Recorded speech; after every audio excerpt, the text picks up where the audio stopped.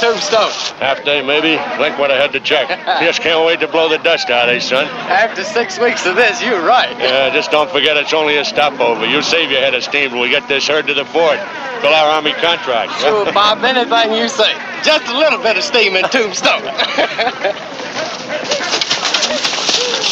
10 miles to go, Sam. Yep. Can't be any too close for Tully. How's he holding up? Like a Brewster should. This drive will simmer him a little low.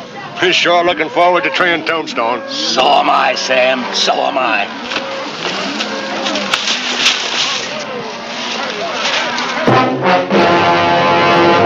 An actual account from the pages of my newspaper, the Tombstone Epitaph. This is the way it happened. In the town too tough to die.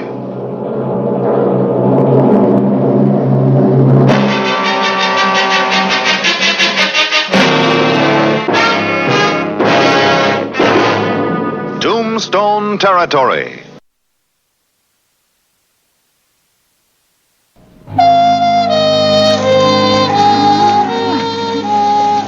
The afternoon of November 1, 1881. Sam Brewster and his trail drivers finally bedded the herd and rode for Tombstone. Come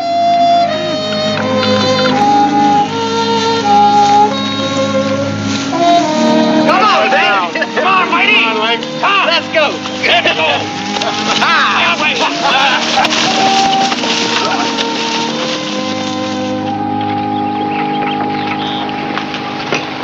I don't relish your job today, Clay. Not with Brewster's crew. Oh, Sam Brewster's been in town before. Charlie and I always manage to keep him in line. There's always a first time. It's too bad there isn't a special street somewhere off in the desert just for cowhands coming in off a long drive. Might save a lot of wear and tear on the town. Yeah, but I don't think the business interests in Tombstone would appreciate it.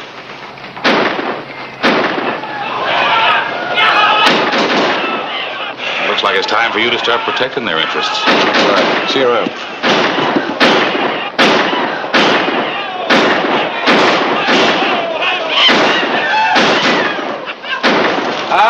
Sam. Have your boys check the guns. Don't want to get anybody hurt. And the town's yours. Now, boys, let's do what the man says. I don't go naked for nobody. Right out the way you came in. Whoever heard of no guns in a town? You're a new face, mister, so I give it to you straight. When you look like trouble, you check your guns, and you look like trouble. So step down and check your hardware. Check 'em, boys. We're wasting time.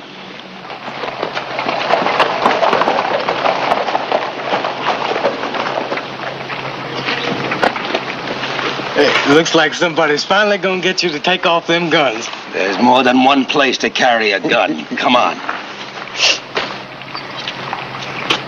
Looks like we almost had trouble. It's early yet, Mr. Clyburn. Early. Simmer down, boy. You're not going anywhere.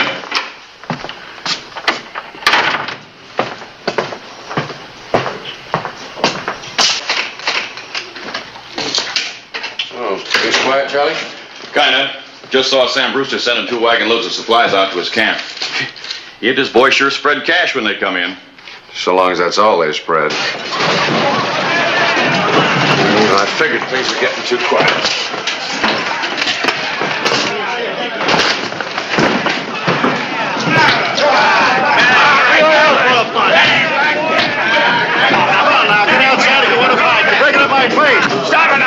Anybody else want to fight?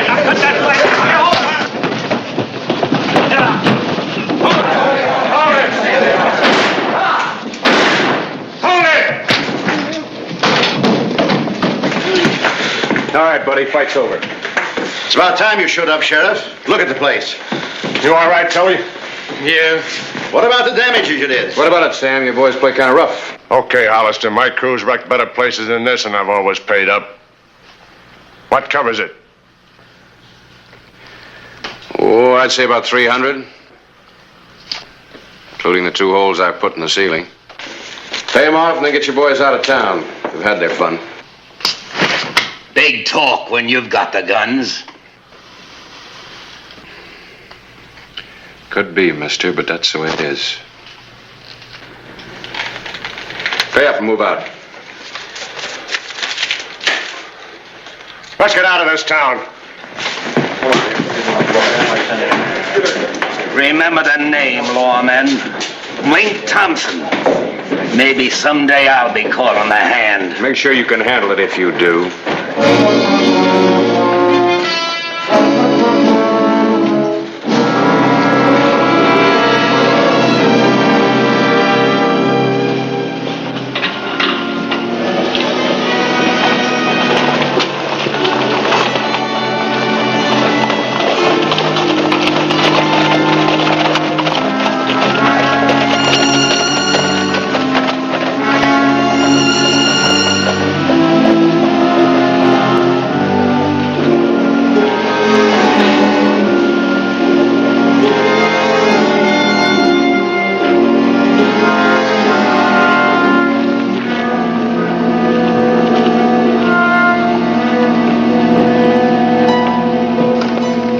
Sure glad to get rid of them.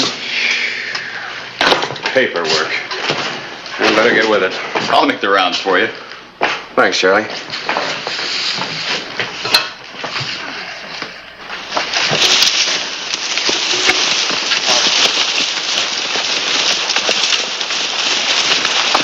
Hey, Lane. Where's Tully? Beats me. I thought he was holding up the rear. I'll go back. Better ride along with you. There might be trouble. No, we're too short-handed as it is. May as well get the herd moving. It's cooling off and get some miles on them. No loss of weight. You're the boss.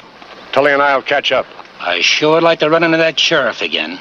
I hope we don't run into any Indians. Gotta get these cows to the fort. And then?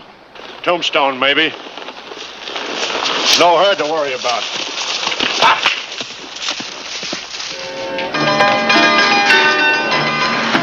I don't like it, boss.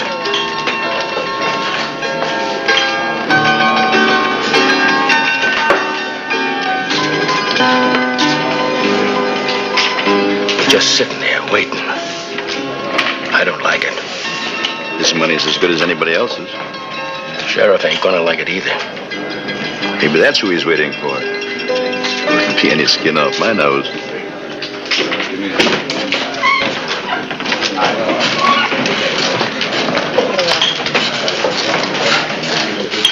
Hey, Otis. Take it easy, Brewster. One fight a night's enough. Not in my book. Not when somebody's holding my hands in the first one. That was an accident, kid. Come on, step up to the bar. I don't drink with a man that's got a yellow streak in him. You don't mean that. You've been celebrating. So now a Texan can't even celebrate a little, huh? I better find Hollister, huh? Yeah. There, maybe you can use that for drinking. Better get out of here, Brewster. Hey, Ted. Yeah, Miss Radcliffe. Nobody moves. I still got a little unfinished business here. It's finished now, Brewster.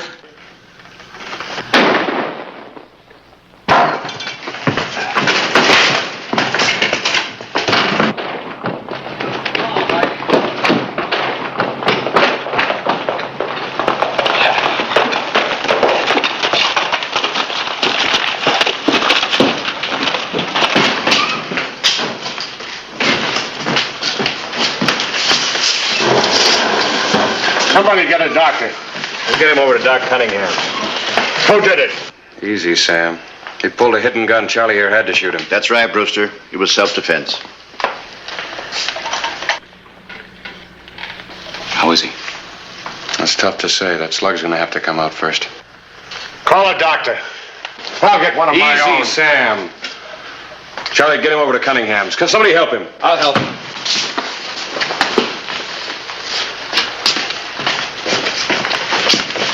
You can't do any good over there, Sam. The doc knows his job. Dr. Cunningham's the best in the territory, Mr. Brewster. He better be the best in the territory, Hollister. He is. Because if my boy dies, I'll take this town apart to get that deputy. Wait a minute. He can't do that. It was self-defense. You don't know what you're saying, Sam. These are witnesses. You get this straight, Hollister. All of you. If my boy dies, my whole crew's coming back. And Nobody checks our guns.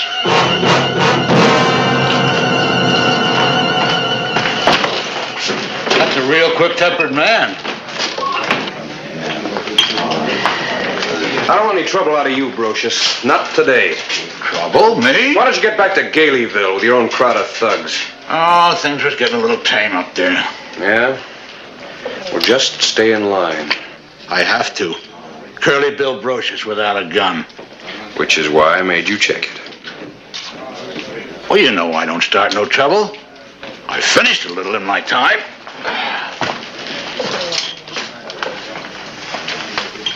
Is Brewster just talking? Or did he mean what he said? His kind don't talk just to be heard. I got an idea you'll have something to print before this is over. It won't be a basket social.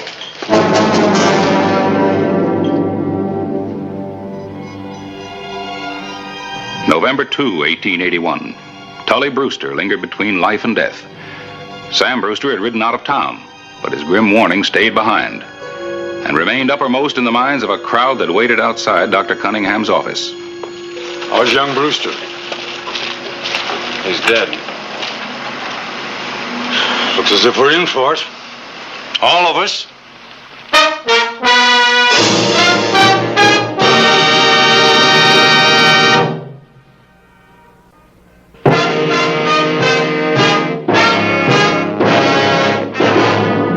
November 5, 1881. A sudden fear gripped Tombstone. The righteous element was doing an about-face.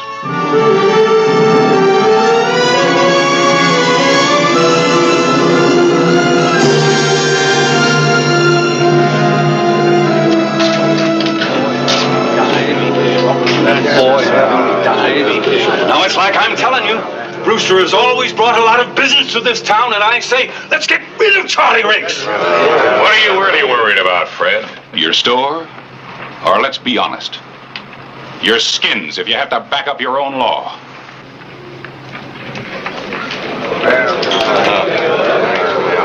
And so that's the way I see it. Why should we stick our noses out to protect a deputy sheriff? What's so funny? Well, I was just thinking how much better you'd like it if Clay Hollister was in that deputy's boots right now. The town's split wide open. Yeah, I know. Well, what do you intend to do? I'll be around. That's all I wanted to know. That's my lead for the paper.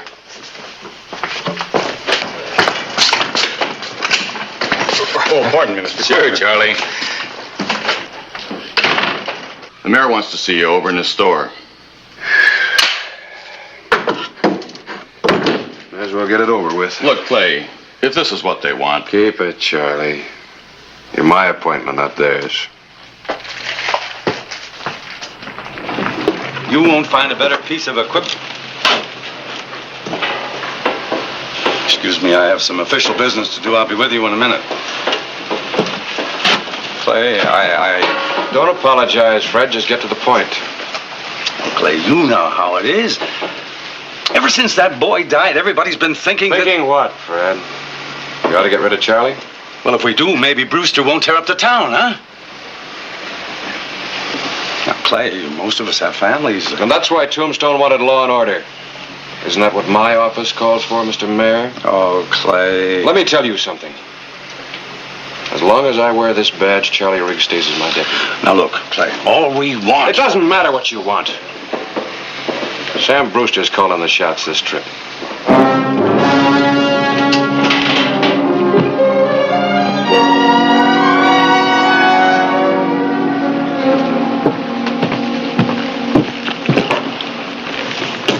What's on your mind, Radcliffe? A couple of us boys been thinking things over. We want you to get rid of your deputy. Well, I'll say this for you. At least you come right out with it. Let me tell you something. A town that won't fight for itself isn't worth fighting for. Tell us something else, Hollister. If you feel that way, why bother making it your fight at all? Well, you probably wouldn't understand this, Mr. Radcliffe, but I don't run from trouble.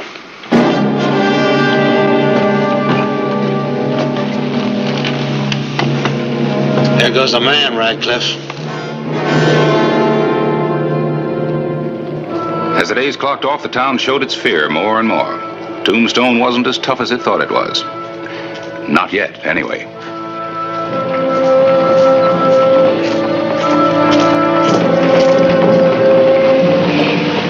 November 16, 1881, saw Link Thompson ride into town to get the word.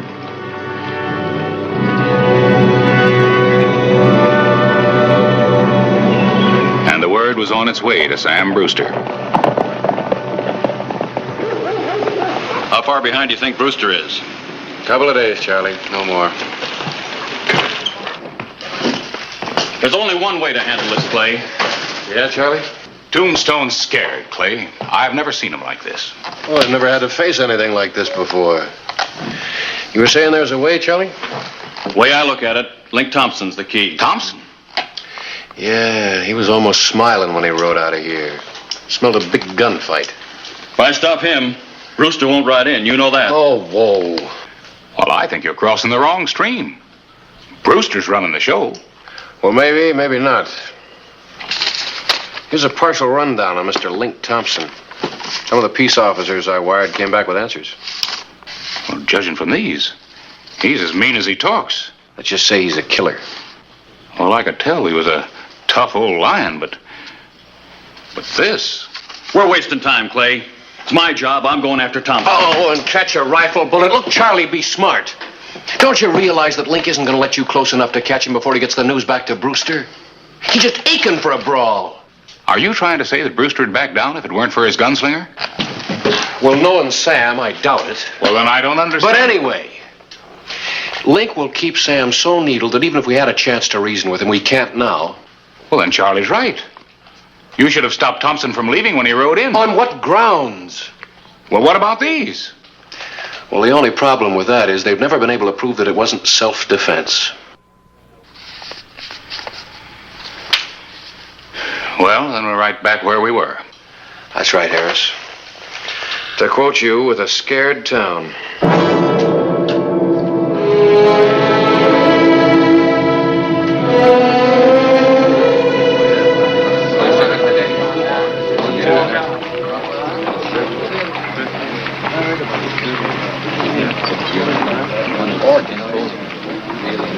Harris, you've got to do something about Hollister. He'll listen to you. We don't want Brewster's kind of trouble around here. That's right, Harris.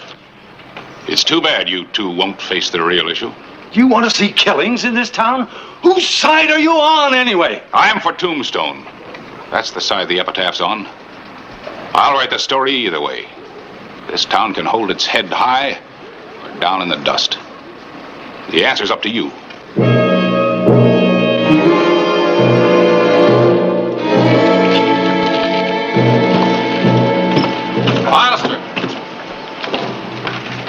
I just got word from one of my boys riding through from Galeyville. Sam Brewster's on his way in. Oh? Said he saw him a couple miles behind him, coming in with his men. What's your interest in this, Brogers? Oh, no interest. Just sitting and watching. Having a little trouble running the town, Sheriff? Don't you make any.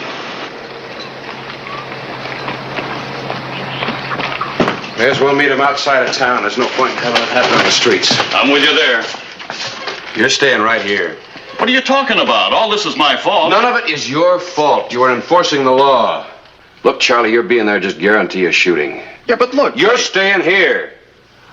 It's an order.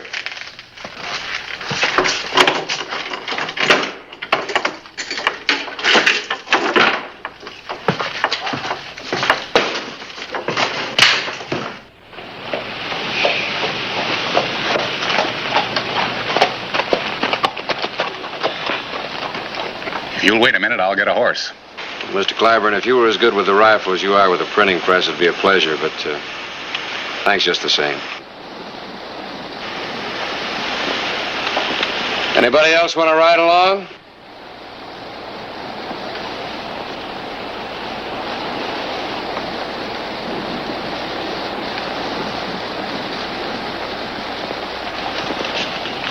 I do, Sheriff. I guess there ain't no argument about how I could use one of these now, is there? None whatsoever. There's your horse.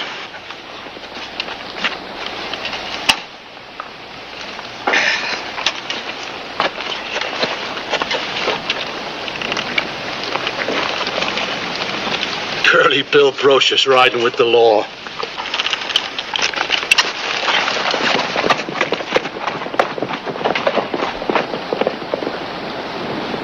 This town ought to feel real proud of itself. I don't see Charlie riding. I guess the sheriff figures there's no sense asking for a shooting.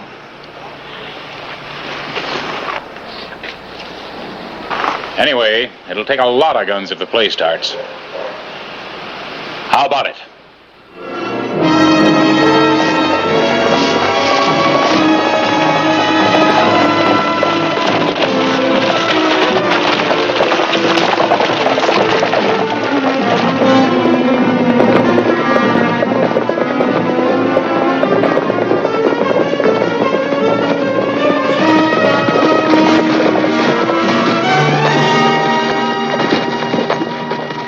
As far as you go, Sam. You know better than that. No sense talking. Let's give them what they gave your boy. Deal your own hands, Sam. Nobody has to talk for you. I want that deputy. We're riding in. Into this? What good are those?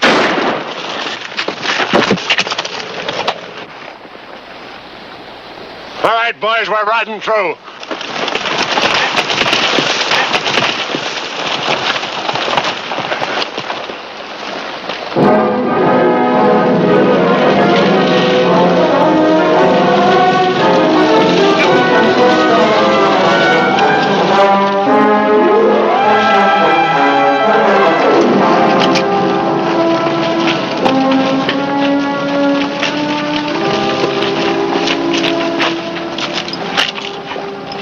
Take a good look, Sam.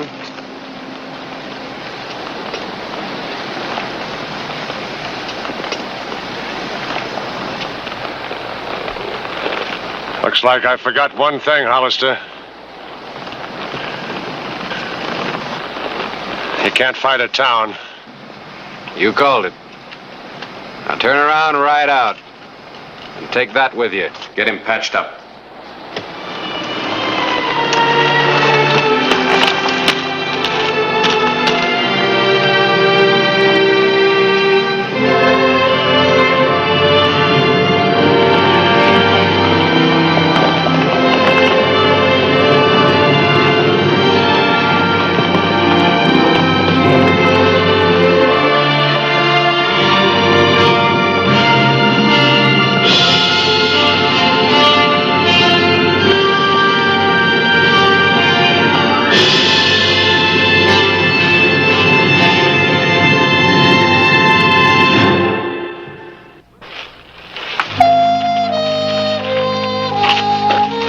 Funny thing about people. Comes to a showdown, they stick together. Someone once said it much better than we can. What's that? Wars make strange bedfellows.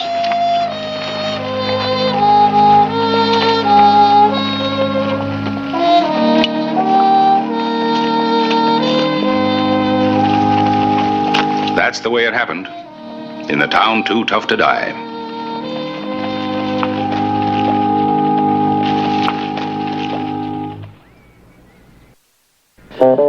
Whistle me up a memory, whistle me back where I wanna be, whistle a tune that'll carry me to Tombstone territory.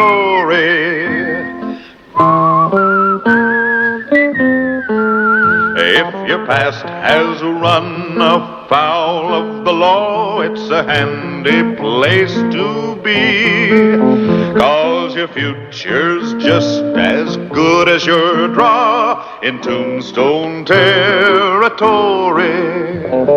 Whistle me up a memory, whistle me back where I wanna be, whistle a tune that'll carry me to Tombstone territory.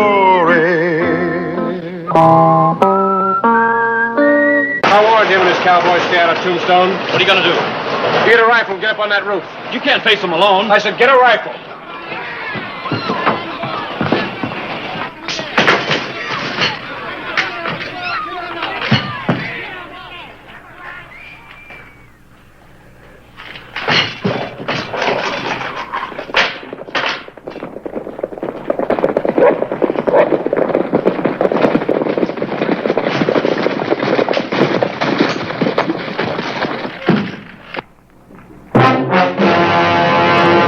An actual account from the pages of my newspaper, the Tombstone Epitaph.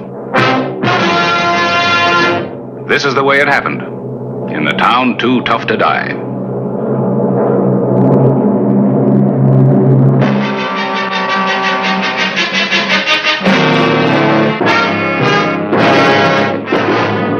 Tombstone Territory.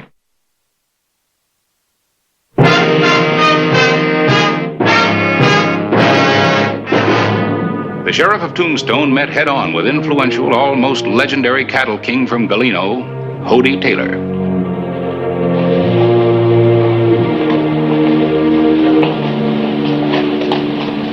Well, the big man or the big bad?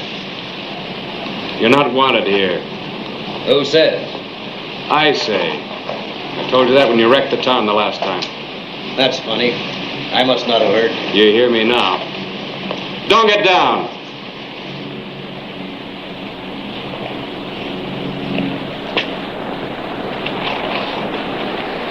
See that my horse gets some water. Get back in that saddle. I brought my boys into town for a celebration. Last time you celebrated, 2 citizens were shot and one of them died. That's too bad. Don't try to stop me. You may be next. Get out of town. Hollister, nobody talks to Hody Taylor like that and lives. Get out and stay out. Not Hody Taylor. I'm gonna kill you.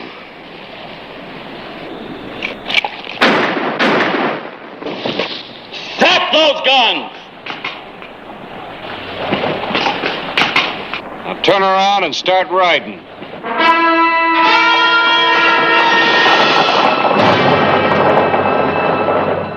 Hody Taylor was dead. 2 days later, men from his hometown of Galeno, Arizona, arrived to claim his body. Telegram for you from Tucson. Oh, thank you. County Sheriff's meeting. Don't give me much time. We just had a meeting a few months ago. It looks like they're getting more frequent. You going? Just about have to. I'm taking a special stage coming through from Bisbee. July 22. Clay Hollister left on the stage for Tucson. But there was something about that ride that was unusual. There was no express freight up on top, no mail sacks, and no shotgun messenger for the trip. And no other passengers.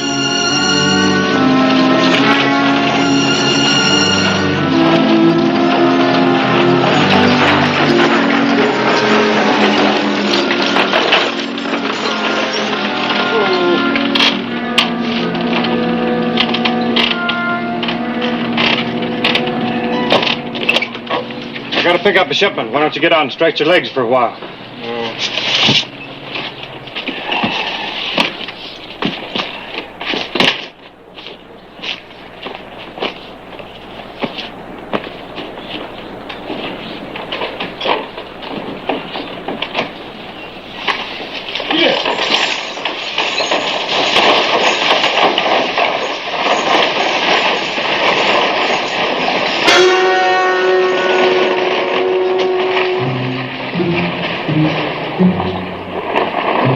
Sheriff of Tombstone. Brave man. What's this all about? Know what town this is? Galeno. Galeno. Home of Hody Taylor. The late Hody Taylor.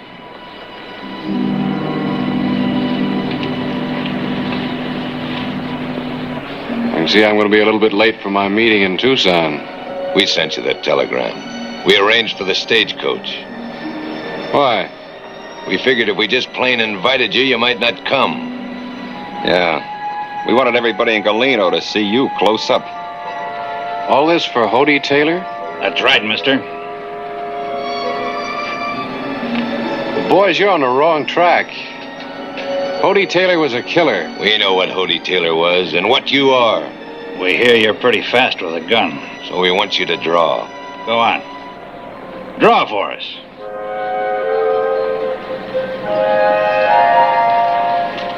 I got no reason to draw. You had no reason to draw on Hody Taylor. He forced it. We know your kind, Hollister. A gunslinger with a badge. Quick trigger sheriff. Shoot first. Ask questions later. Draw. You gonna shoot me down? Draw, because if you don't...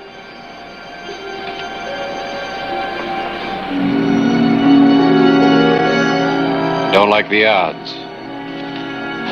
Told you he wouldn't. You're wanted in the saloon. Why? Get going.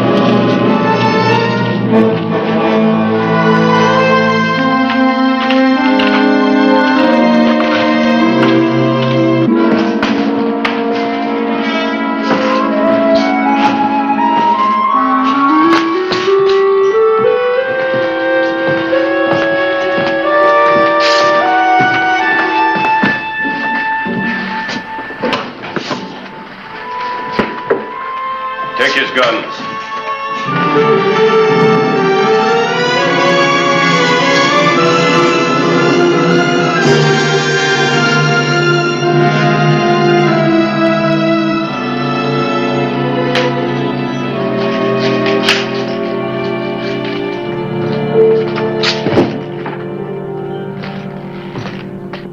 Your name?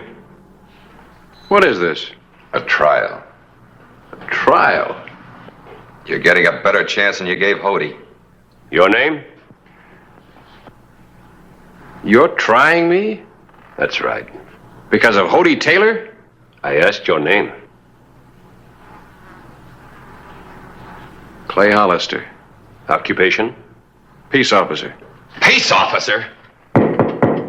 This trial will be conducted in an orderly manner. Clay Hollister, you are hereby charged with the murder of Hody Taylor. Hody Taylor was killed while resisting the law. Hody Taylor never broke no law in his life. I don't believe you really knew Hody Taylor. These people did. He built a school here. With his own money. 2 of my children go to that school. I have 3. They wouldn't be getting an education if it wasn't for Hody. He built the church, too, and gave it to our town.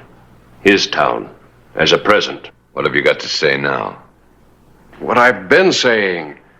Look, your Hody Taylor was... He owned the only bank in town. There's never been one worthy person turned down for a loan. And you killed him. I was exonerated in Tombstone at a coroner's inquest. We're not interested in what happened at an inquest in Tombstone. There was never any question as to the circumstances of Hody Taylor's death. There is here in Galeno. You have no right to hold this trial. We'll decide who has the rights here. You've plumb run out of them, mister. I'm an appointed officer. A peace officer who killed a man in the line of duty. We've heard enough. Isn't there somebody responsible here? I am responsible. I am the mayor. Well, if you're the mayor, why don't you do something about this? Do something about it. This was my idea. There were people here who wanted to go to Tombstone and shoot you on sight. I demanded a just trial. Trial, huh? Killer of Hody Taylor must stand trial. Hody Taylor was the town of Galeno. Him and him alone. Some towns have senators, congressmen, educators. Well, we had our man, too. A man we loved and respected. And you killed him. You use the word trial, but you pass sentence in advance. This is the worst kind of kangaroo court. This trial is fair in every sense. Huh? In that case, I'll be granted time to prepare a defense. Don't give him nothing. What defense is there? I want until tomorrow and permission to use the telegraph office. Telegraph office? I still say don't give him anything. I move that his request be granted. I second the motion. You can't let him use the telegraph office. He'll wire for outside help. I believe the motion is carried. This court is adjourned until 9 o'clock tomorrow morning.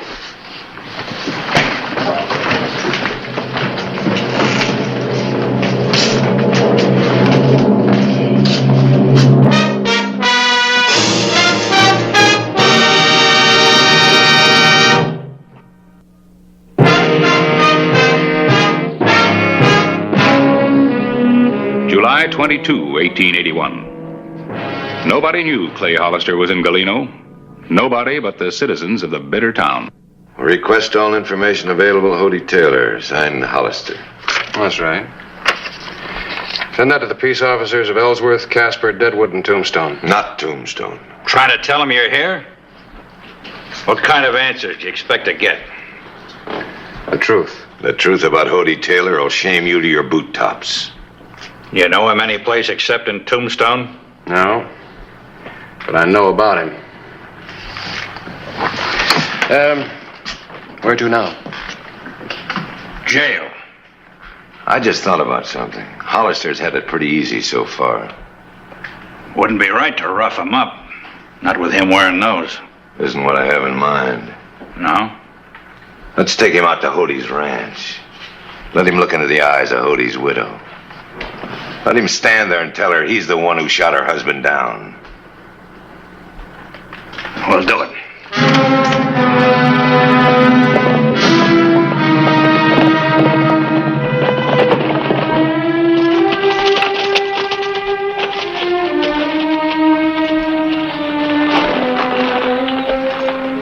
Lived good, didn't he? I had to knock you off that horse. Yes, mister, he lived good. He had a lot to live for. When you shot him down, you made the biggest mistake you're ever going to make. One thing I'll say for you people of Galeno, you sure know how to hate. You're going to find out how much. You watch him, Jess. I'll tell her he's here.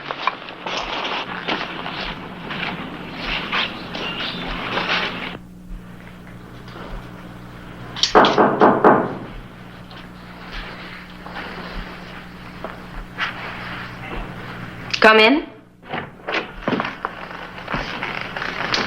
Excuse me, Mrs. Taylor, but there's somebody out there you might or might not want to see. I thought I'd better ask you first. Who is it? Man who shot him. No, why would I want to see that killer? What's he doing in Galeno? You didn't think we'd let Hody's murder go unpunished? I suppose not. But the man is sheriff of Tombstone, isn't he? We don't care who he is or what he is. We've given him a day to make a defense. First thing tomorrow morning, there'll be a trial. Everything legal.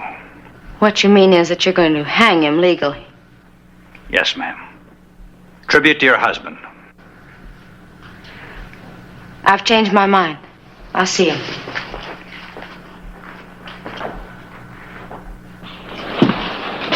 All right, bring him in.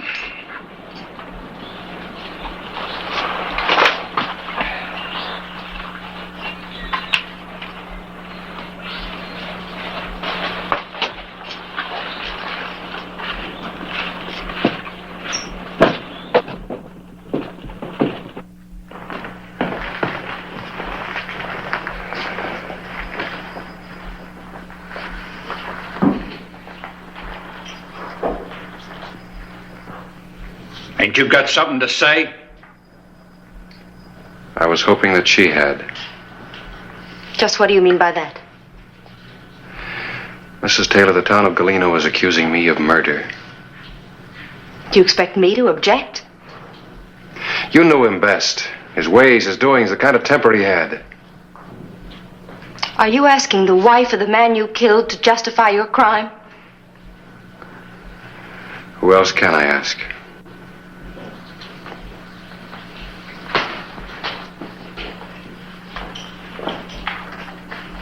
I've loved one man, and only one. This is his house. The things you see are his.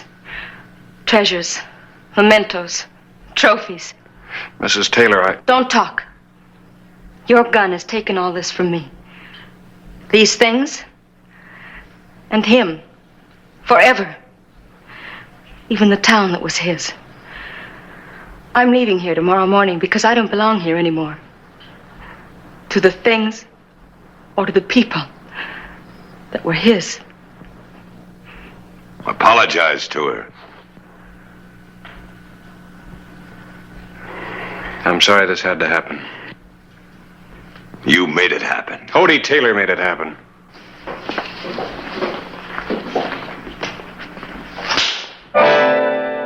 Get him out of here. You got a nerve thinking she'd help you? I almost lost my temper and I'm about to lose it again. You lost your temper the day Hodie Taylor died. You and everybody else in this town.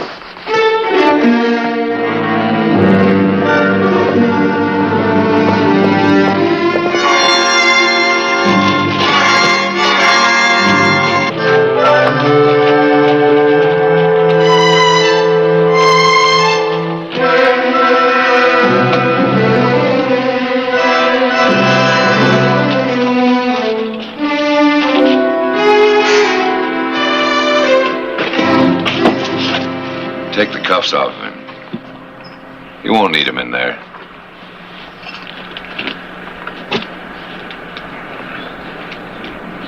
You're getting kind of heavy.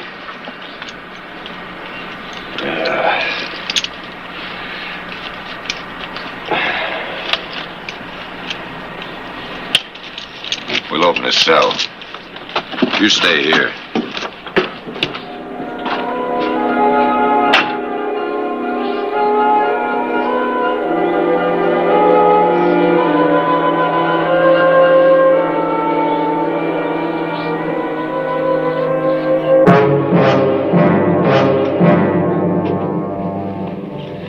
Trying to make a run for it, Hollister? Go ahead, run. Figured you were hoping I would. I saw you run. We'll do it legal. Hollister gets a trial.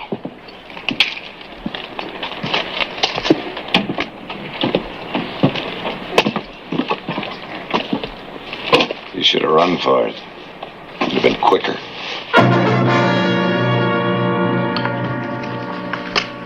I think we better see those. You'll see all you want at the trial. We could take him away from you. What do they say, Paulie? I thought this was supposed to be a fair trial. It'll be a fair trial. Remember that when they drop the rope around your neck. It'll all be fair.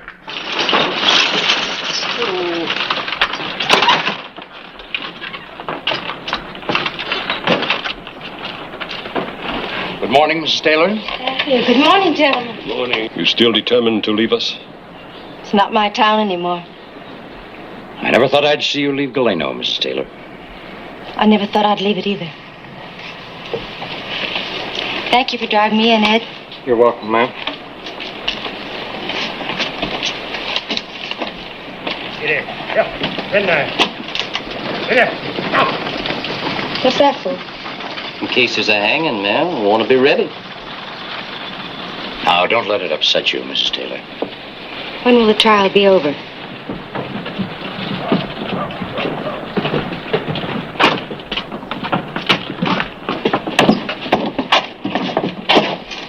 She ain't gonna help you. Nobody is.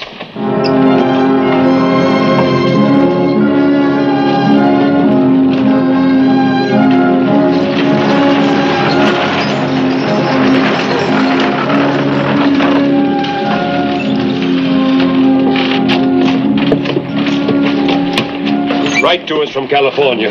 Yes, let us know how you are. Of course I will. Thank you.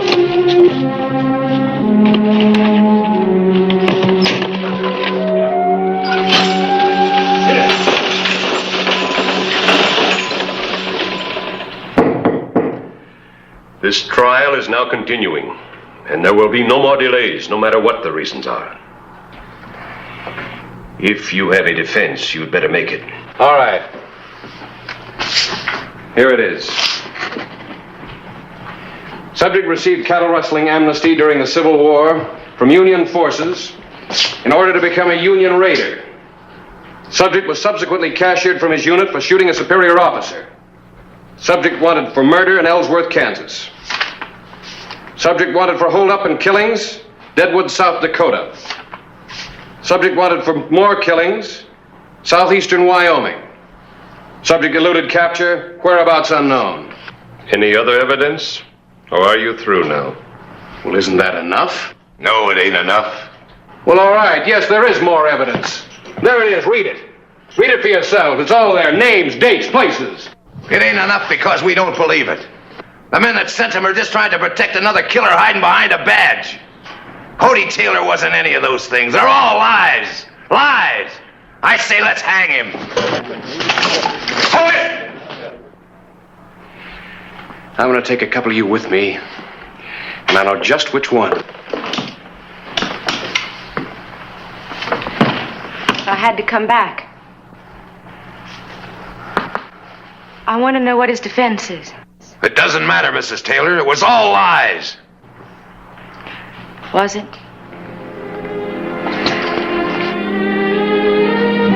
May I see the telegrams? There's no need, ma'am. I've got this.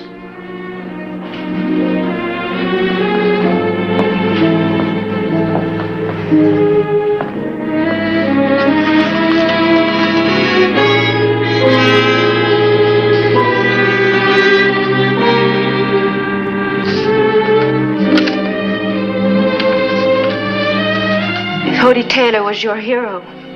What do you think he was to me? I loved him far more, I'm sure, than any of you. But there's been enough bloodshed. These telegrams told of his lust for power, his greed, his crushing people to amass a fortune, and of the many he has killed. And they are true. For that is the truth. Hody Taylor was not the man you knew him to be, except here in Galeno. But this town wasn't his home. It was his conscience. It was his way, his excuse to forgive himself for everything he had done before. He used to boast about that, but only to me. He boasted of his conquests and his killings.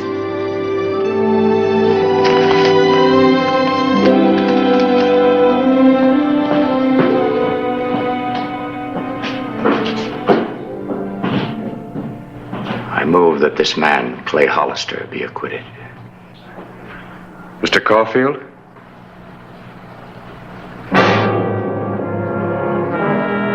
Move a second.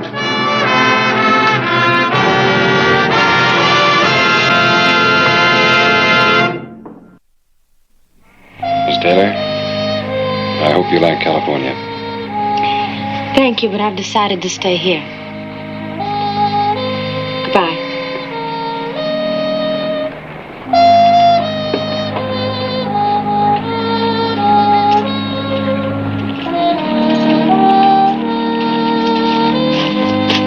See that the horse is returned. Anytime.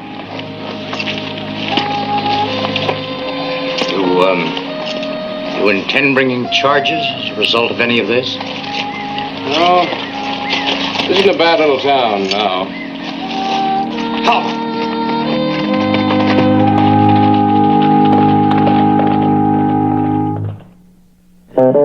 Whistle me up a memory, whistle me back where I wanna be, whistle a tune that'll carry me to Tombstone territory.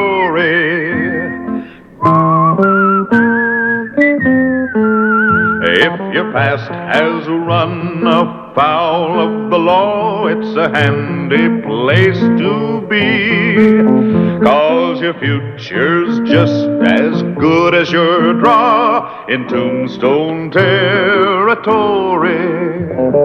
Whistle me up a memory, whistle me back where I wanna be, whistle a tune that'll carry me to Tombstone territory.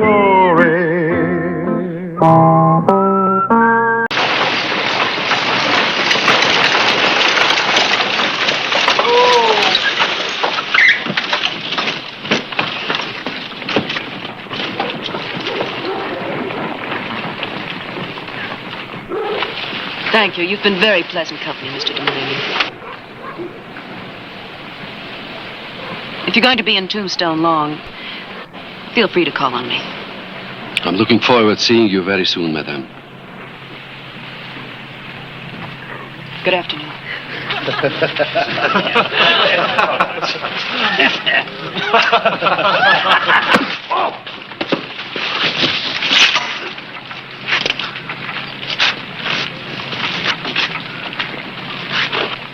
What's going on, mister?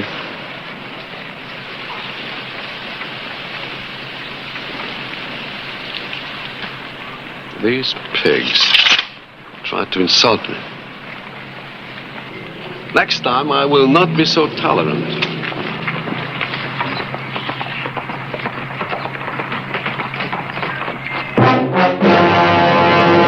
An actual account from the pages of my newspaper, the Tombstone Epitaph.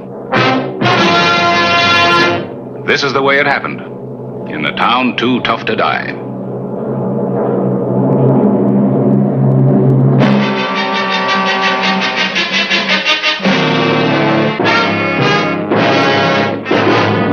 Tombstone Territory.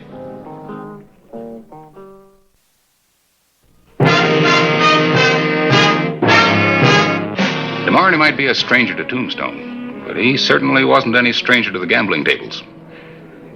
I had the feeling I'd heard the name before somewhere. Heard it or read it. Play these. 2 and make them good ones. I'll take 1. Your bet. 50 booze. I call. Straight flush. 10 high.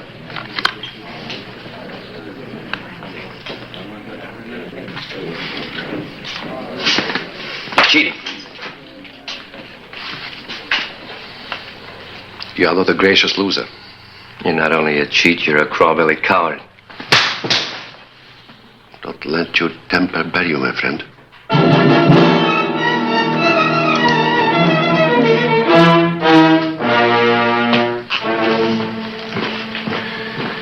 We seem to have a seat open. Care to sit in, Sheriff? No, thank you. It's a little steep. Too bad. I had a feeling you would be quite an opponent.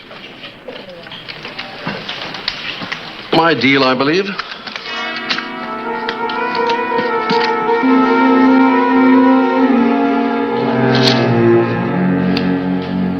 I've looked through every wanted bulletin in the file. There's just nothing on him. I didn't think there would be. He's not the ordinary kind found in the wanted circulars. Sure are serious about this campaign, Harris. We've got to do something about this town before it's taken over by gamblers and fortune hunters and gunslingers. Yeah, I know, but DeMorney has to step out of line before the law does anything. This isn't just DeMorney. It's that whole element. Tombstone's sitting on a hill of silver. So every card sharp and killer has to come here. Well, the Epitaph plans to make it tough on them. I'll back your play. Wish they'd answer from St. Louis. St. Louis? Yeah, DeMarney had tags on his baggage. Hotel Danton, St. Louis. I wired Johnson to the dispatch. He'll let me know if they've got anything on him. You sure do seem positive about this DeMorney. Yeah. Call it intuition if you like. I just know he's up to no good. When he isn't gambling, he's playing the dashing Continental to Carol Thayer and her Soledad mine. Yeah.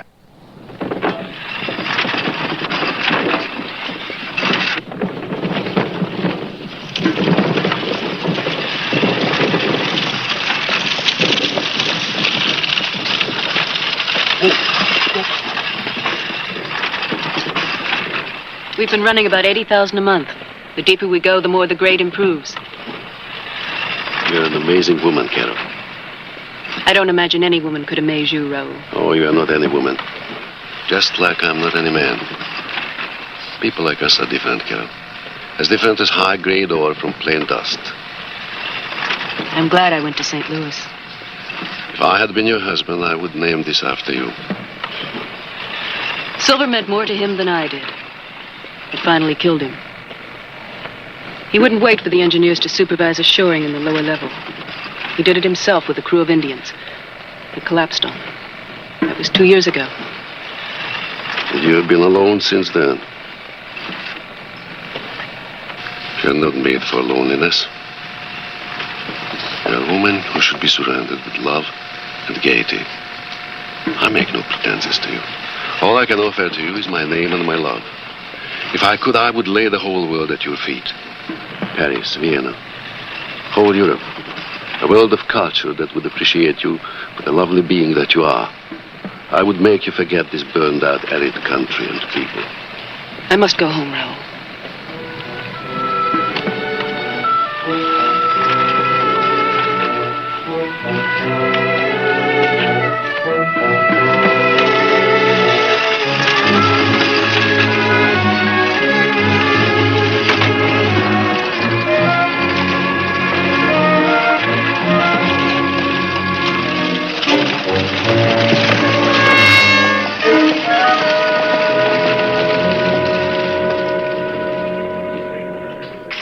I'll bet $20 hard cash he wears silk underdrawers. Any man that wears perfume and lace has got to wear silk drawers. It goes hand in hand. Yeah, sure be interesting to find out. But I ain't gonna tangle that pig sticker of his, not me. What's it worth to find out for sure? Huh?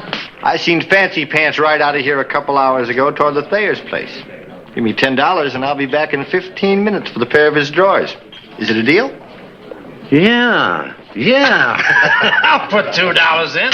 Here's a couple. Who else will chip in? I got 5. There's $1. I got 2 over here. Oh, I think we're wasting our money. He'll never do it. Oh, yeah?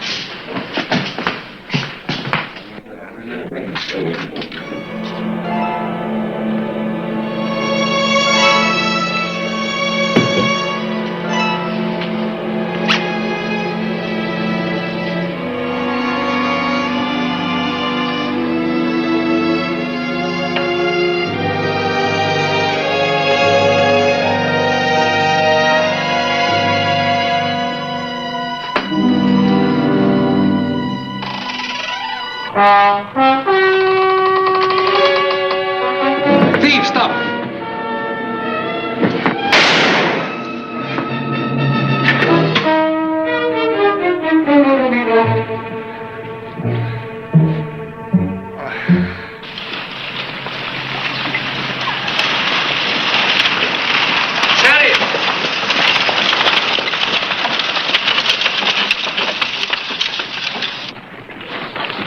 Pity about the wounded boy, Sheriff. Oh. I had no way of knowing he was so young. I wish I could believe that. I'd like to talk longer, but the lady's expecting me. Oh. Well, get on your way. I wouldn't want to hold up your romance. Au revoir, Sheriff.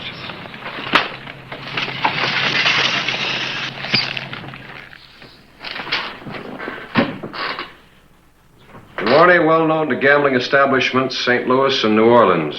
Notorious duelist known to have killed 4 men in pistol duels. Claims to be of French nobility. No proof in evidence. Advise you steer clear. Hope this helps. Johnson, dispatch. What are you going to do about this, Harris? I'm going to print it. Let the people of Tombstone know exactly what DeMorney is. Well, that's fine, but what about Carol Thayer?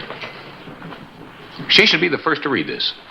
DeMorney's after the Soledad, and she hasn't sense enough to see it. I don't think she's going to appreciate having the whole territory know that DeMorney's made a fool out of her. That's what'll happen if you print this. Well, what do you suggest? Let me show it to her. DeMorney will be on the first stage out. All right. I hope it works. She's a pretty stubborn girl.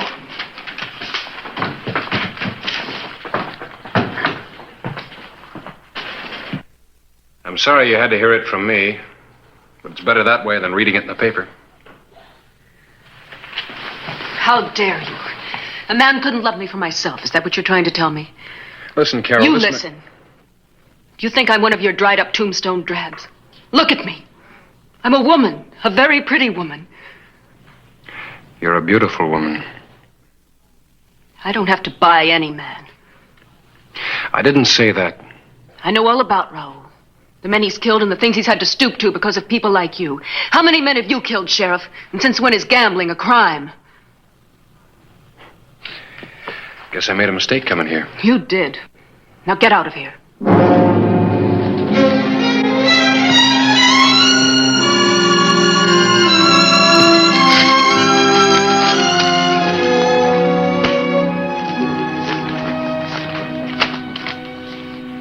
St. Louis reports on De Mornay. The fair city of Tombstone is unwilling host to one Raoul De Mornay. Now maybe he won't find the picking so easy in Tombstone.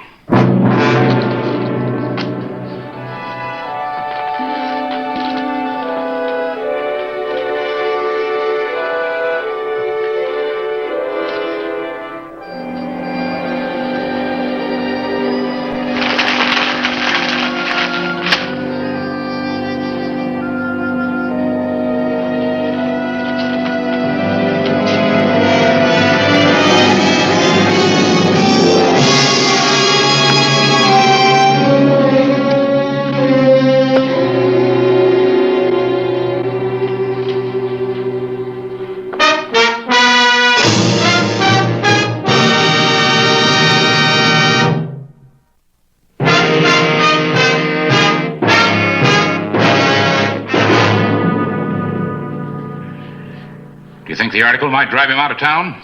I doubt it. His kind don't scare very easy. Speak of the devil. I rather expected to find you here, Sheriff. What do you want? I think you know.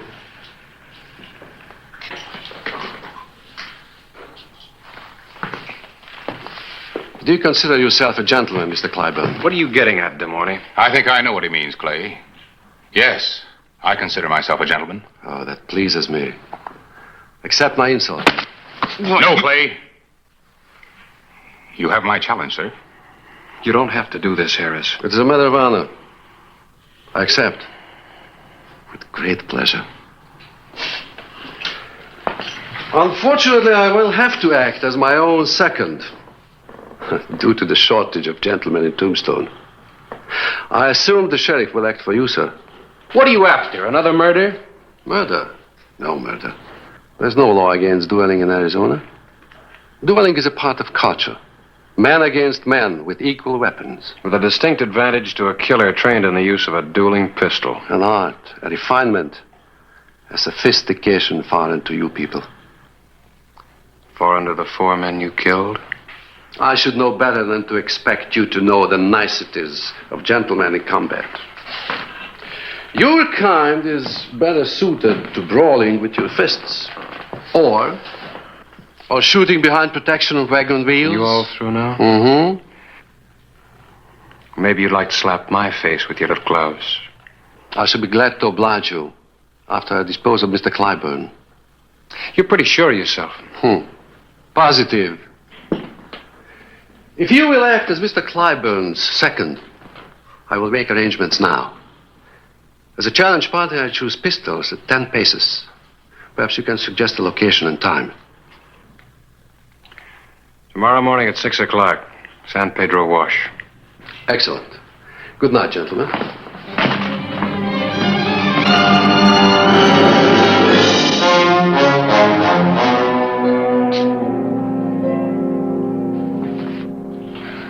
I've got an idea, Harris. It might work.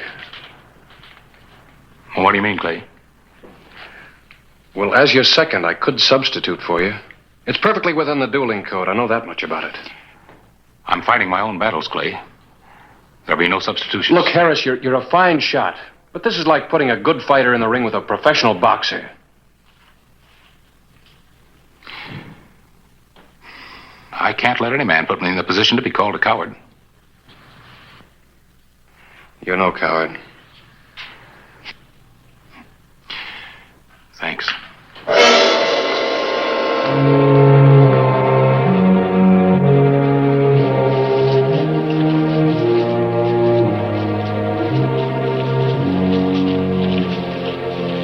Since the weapons are mine, you might wish to try a shot before.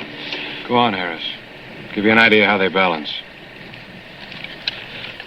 That might be a good target.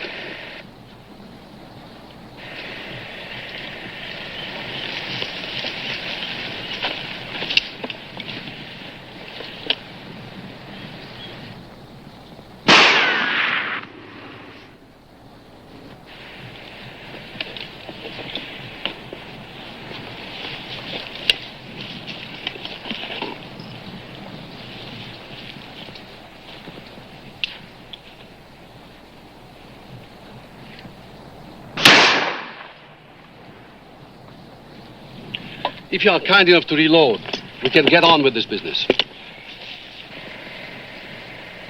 It is not too late. I'm willing to forget the whole matter if you print a public retraction and apology. I challenged you, de Morani. There'll be no retractions or apologies. As you wish.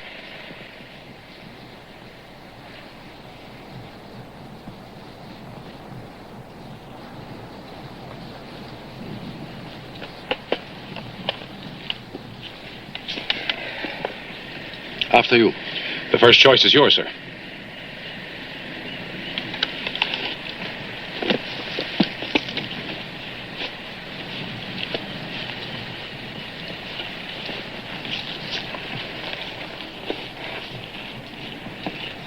At the word march, you'll each take 5 paces to my count. At the 5th pace, you can turn and fire at will. Are you ready? Ready. March. 1, 2, 3, 4, 5.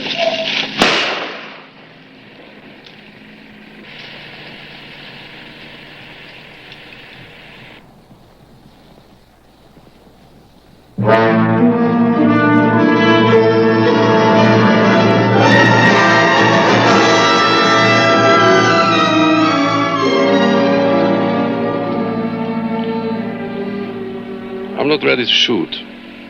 Perhaps tomorrow or another day. I'll let you know. What are you trying, de Mornay? Very simple. Mr. Clyburn owes me return of fire. I have the right to collect any time I choose. It's part of Code Duello. He's right, Clay. He's got to call on me whenever he wants it. Let's see that you remember that.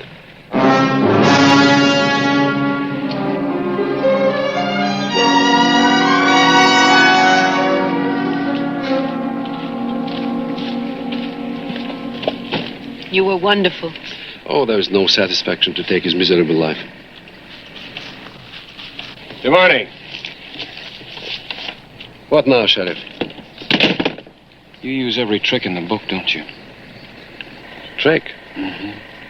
That black suit against the trees. The way you stand to present the smallest possible target. Mr. Clyburn could have done the same. But you counted on his not thinking of it. He's never fought a duel before. How many of you fought, de Mornay? Oh, you are beginning to tire me, Sheriff. You really stack the deck, don't you, gambler? What did you say? No wonder you let Clyburn take the test shot. You knew then that he couldn't hit you at a distance. If he'd proved to be an extremely good duelist, you would have fired before he had a chance to, wouldn't you? And another thing. You knew that if you killed him, you'd have me to fight next.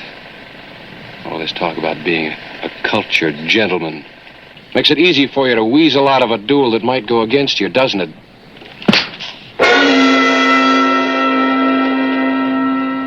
Thought you'd never get around to that. Are you a gentleman? At your service, monsieur. Nobody can talk to me like that. I'll use my own iron. That gun against the most delicate weapon the world knows? Well, I guess that's what it is. It's the new world against yours. Your world's old, de Mornay. One of honor. 1 bullet, of course. That's the code. Mm-hmm.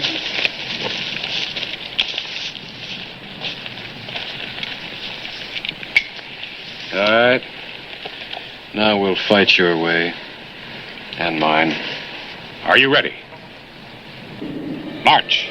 1, 2, 3, 4, 5.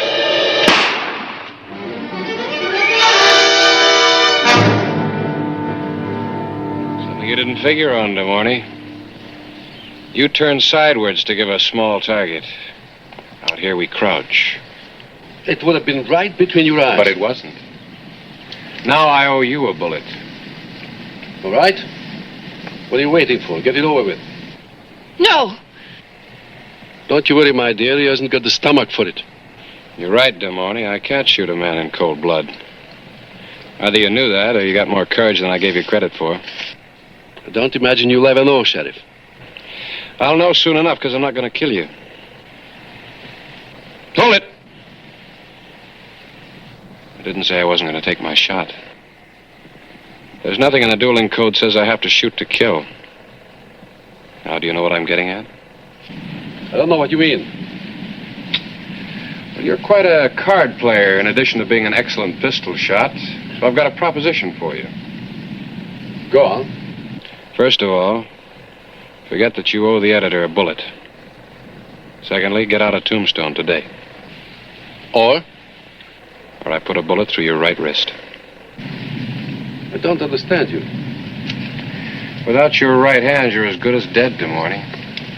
No more duels, no more cheating at cards. You might even have to work. You're an uncivilized savage. To your way of thinking, maybe we are uncivilized. But this is a new country out here, and we got new rules. Take my advice. Get used to them or get out. You got 10 seconds to make up your mind.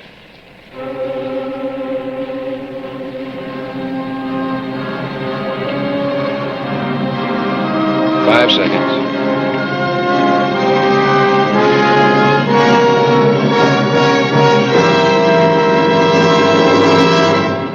Time's up, Damoni. I accept your terms.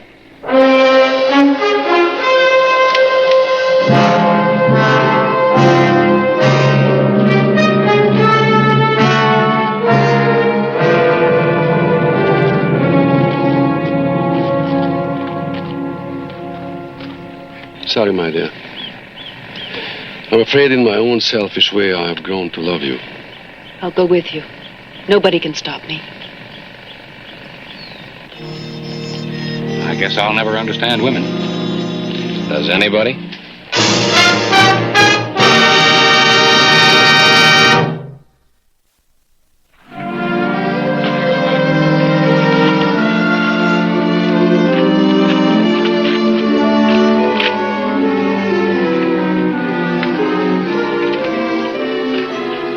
Mrs. Thayer and I are leaving Tombstone to be married. Will you accept my hand in sincere apology? I want to try living in this new world of yours. You said it has a new set of rules. That's right. Well, surely there must be a room for apology in those rooms.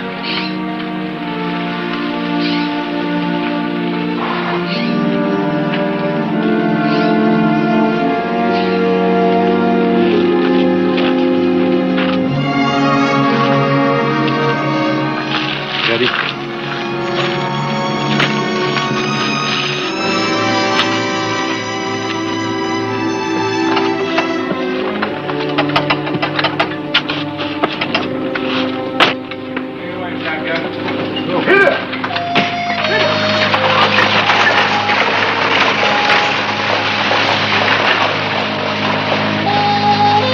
Well, what do you think? Understanding comes hard sometimes, but it's worth it in the end.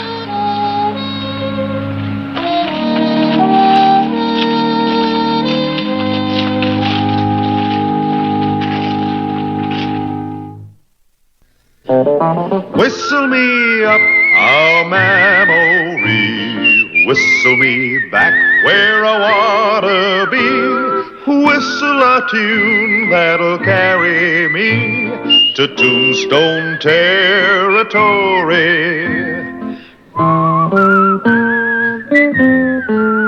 If your past has run afoul of the law, it's a handy place to be, 'cause your future's just as good as your draw in Tombstone territory. Whistle me up a memory, whistle me back where I wanna be, whistle a tune that'll carry me to Tombstone territory. 1883. Favorite, Collins, hold it.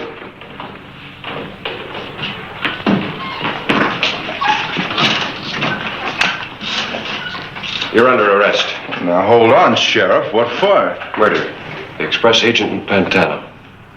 Where's your buddy Ellis? Well, You stand fast, Hollister.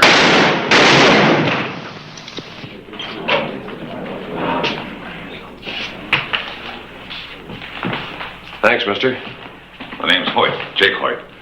Surprised a lawman of your reputation will get yourself mousetrapped. Get going.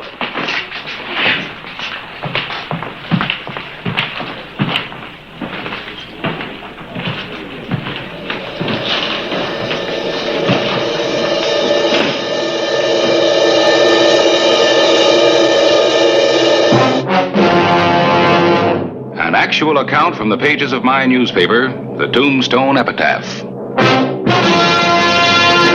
This is the way it happened. In the town too tough to die.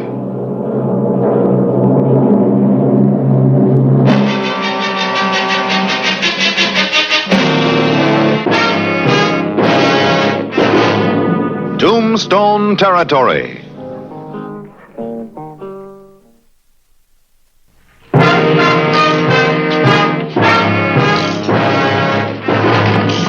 Come on, Clay, settle down. Sure. Look, Charlie.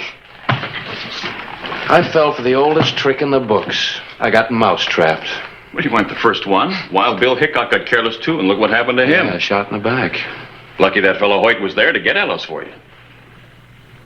You don't live very long being just lucky, Charlie. Yeah, I guess you owe your life to him. Yeah. You know, I don't know this fellow Hoyt.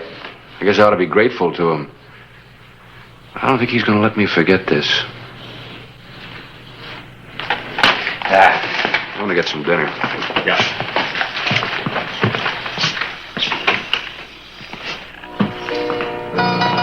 My name's Radcliffe. I own the place. How are you? I think you heard mine. You're mighty handy with that. Your cub lawman got himself all jammed up. Somebody had to do something. Had some experience as a peace officer? The Dakotas, Wyoming. Would you mind telling me why you came to Tombstone? My specialty's taming tough towns. I want the sheriff's job. Suppose you were the sheriff here. How would you have handled that business? Why, to gun those two killers right away. Been ready for the third. Save the county the expense of a trial. Other guns around here think twice before tangling with me. Well, the word would get around. Well, if a lawman wants to enforce the peace, he's got to prove he's tougher than the town. How do you feel about working along with other city officials?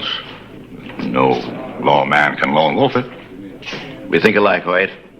I happen to be one of the county commissioners, and I'm concerned about crime in this town. You need a man who can do a real job for you. People do say I guarantee results.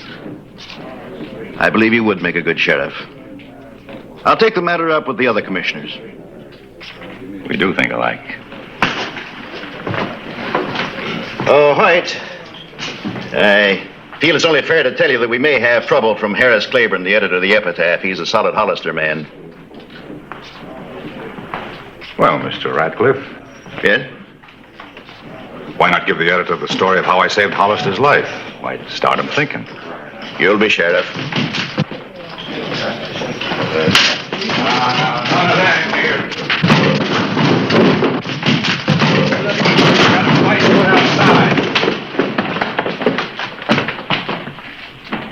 What's going on here? Nothing's going on now. Hoyt just took care of it.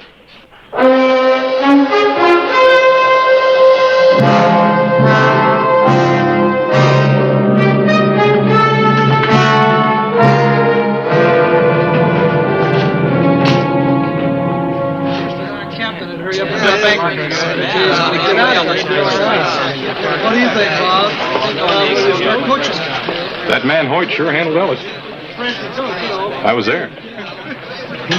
Some people are saying he might make a good sheriff. No, we almost lost Hollister. Might be a real good idea to keep a man like Hoyt around.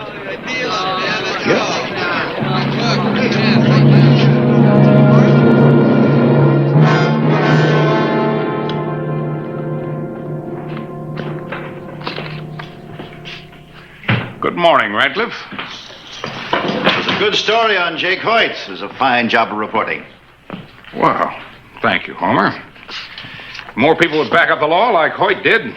We might have less crime in Tombstone. I'm glad to hear that, Harris. It makes what I have to say a lot easier. No? I want to talk to you about our law enforcement problem. Well, go on. Well, Hollister's not measuring up. You're dead wrong, Radcliffe. If Hollister hadn't had to twist your tail a couple of times, you wouldn't be so prejudiced. I think he's doing a fine job against big odds. There's nothing personal in my feeling. Why, I think Hollister would make a first-rate deputy under a man like Jake Hoyt. A deputy? I spoke to Hoyt, and he's interested. Well, you had no right to do that. Not without consulting the other commissioners. I'm a lawyer. Don't talk to me about my rights. If I want to speak up against Hollister... If you have any complaints against me, Mr. Radcliffe, bring them here. All right, I will. 3 weeks ago, a stage was attacked and the driver was killed. Everybody figures a man named Al Coakley did it, and you haven't arrested him. Al Coakley can't be found. I got bulletins out for him. Jake Hoyt would have had him behind bars the day it happened. I'm calling on you for action, Hollister. I'd better get it. He's found a new candidate for your job, and he intends to push it. Well, looks like Hoyt's quite a hero around town. I printed what happened, Clay. Yeah. And now I suspect he may have shot Ellis just to make a name for himself. But I can't print that. Not without proof. We do know that Radcliffe always wanted a sheriff he could control. Clay, just how much do you know about this, Hoyt? I'll let you know.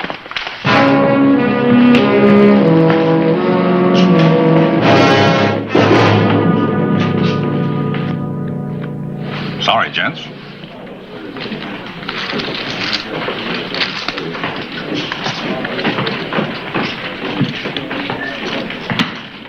Hoyt?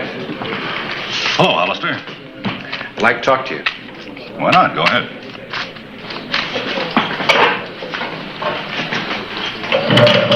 Well, look, I'm not playing cards for fun. I'm working these days for Radcliffe. I didn't know you're taking a job dealing. Thought you're after a different one. Yeah, sheriff. I'd be mighty good at it. Why don't you level, Hoyt? You killed Ellis to make a name for yourself, didn't you?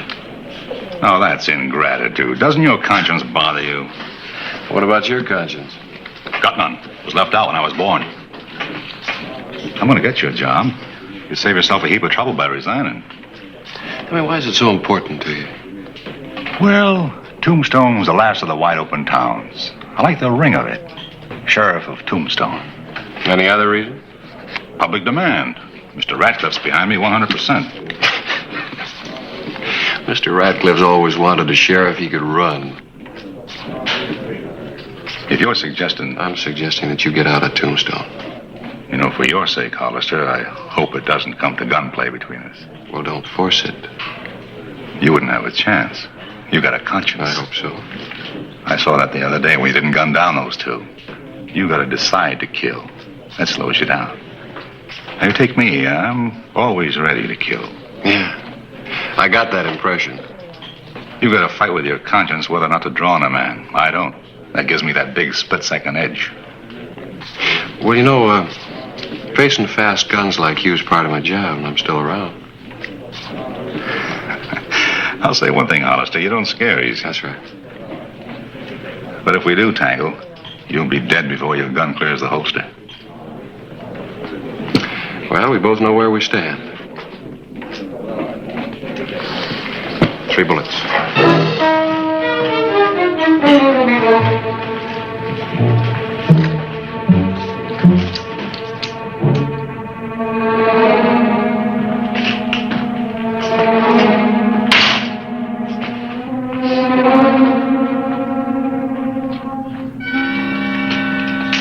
Well, just made the rounds on Allen Street. Everything's quiet. Those bulletins I sent out brought results, Charlie. Yeah? Al Coakley's coming through. Coakley. Noon stage. And maybe you can get a confession on that stage robbery. Yeah. I think I'll ride out to meet him. Take him off the stage outside of town. If there's gunplay, there's no use having innocent bystanders get hurt. You need another gun? Yeah. Right here.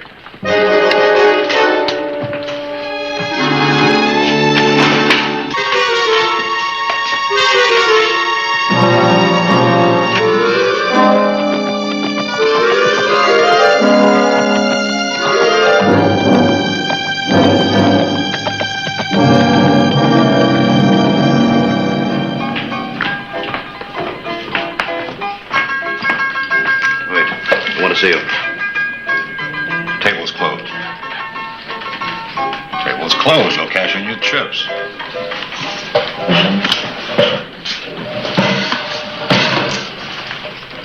Tucson just wired Hollister to take Al Coakley off the noon stage. How do you know? The telegraph office informed me. After all, I'm a commissioner. Why are you telling me? Hollister will pick him up. I just saw Hollister riding out of town, right at a time when he's needed most. And so I'm calling a meeting of the commission and demanding an immediate ouster for Hollister. Hold off on that meeting. I'll haul Al Coakley off the stage. The duly constituted officer failed in his duty, so you were forced to make a citizen's arrest. What does this Coakley look like? According to the telegram, dark, square jaw, clean shaven, about 6 feet tall, lean, wearing a black suit. You sure got good connections. I hope the one I made with you isn't a mistake. Now relax. I'll make you a good sheriff.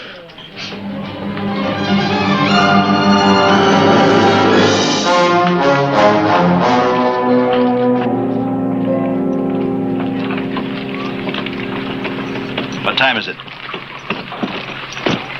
About 12:30. Almost a half hour late. Not nervous, are you? I am. I hope we're doing the right thing. Well, if Hollister can't do his job, somebody's got to. If you have to whistle, keep on the tune.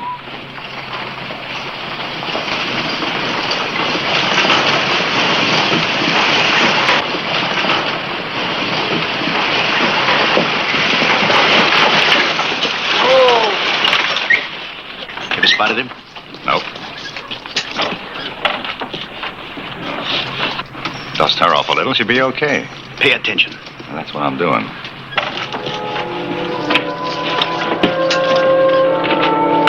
Hold it.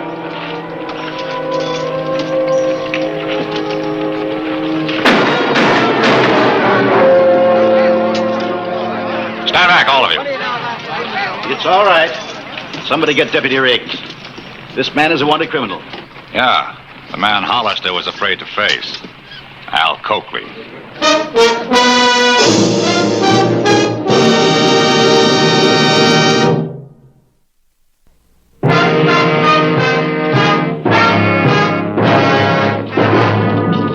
Charlie, I've had to print my share of grim stories in the epitaph. But this one stops them all. Al Coakley, Charlie. Lock him up. Clay, while you were gone, Hoyt gunned down another man. Thought he was Coakley. What? Killed him as he stepped off the stage. You mean that Hoyt shot an innocent man? It was hard for me to believe, too, when Charlie first told me. Hoyt and Radcliffe met the stage. I guess they figured it was a chance to show you up by taking Coakley. They didn't know you were picking him up outside town. Why should they? Hoyt wouldn't understand taking an outlaw before he hit town. He'd want an audience. Well, the man was about Coakley's size. Yeah, it must have been George Butler. I got his identification when I stopped the stage. Anyhow, Hoyt killed him. He was a traveling salesman, Harris. Unarmed. Hoyt couldn't wait. He couldn't take the time to find out he had that gun out and he had to use it. How did Hoyt know that he was on that stage? I figure Radcliffe. He has his ways of getting information. Well, it's my job to protect lives, not to see them taken.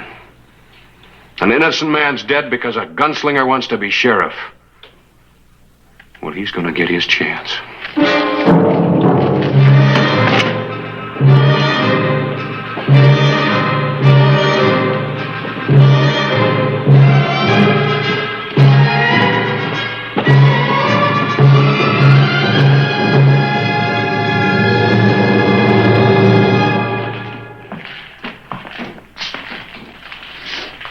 Hoyt been in? I ain't seen him. Radcliffe? Nope. Mr. Radcliffe ain't in. Sheriff, I told you he ain't in. I thought he was out.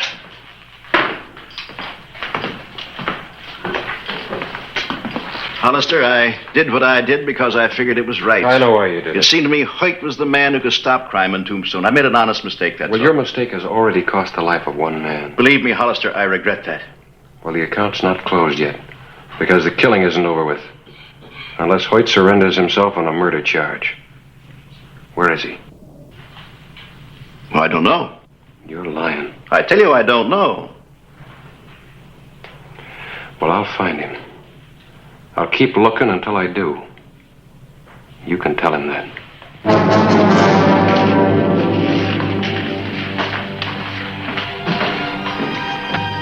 Otis, come here. I tried to keep him out, Mr. Radcliffe. Get word to Hoyt. Tell him Hollister's out to get him. Say we've had enough gunplay and tell him he's got to get out of town.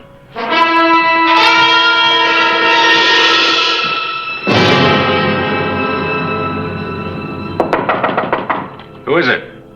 Otis. Come in. Sheriff's gunning for you. Radcliffe wants you to leave town. Oh, plan misfired, and that's enough for him, huh? Well, it's not enough for me. Mean you're going to shoot down the sheriff? Hollister's looking for me, isn't he? Yeah, but you can't. All right, he finds me, I kill him. It's self-defense. Yeah, but Radcliffe said I'm not taking orders from Radcliffe. With Hollister dead, nobody argues with me. Now get out.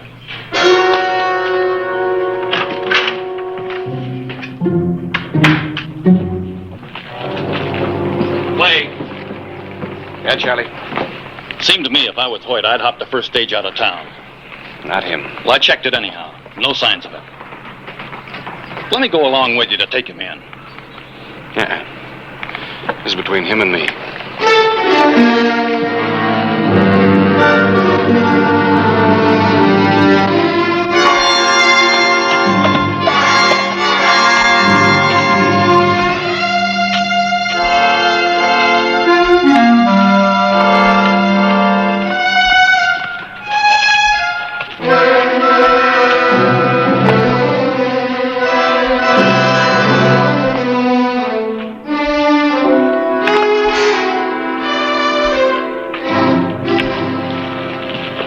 You just ride in. Yeah. You know Jake Hoyt? Yeah, I know him. I ought to. He won a lot of money off of me in a card game, and nobody's that lucky. Have you seen him lately? No. Hey, listen, if you do find him, good luck.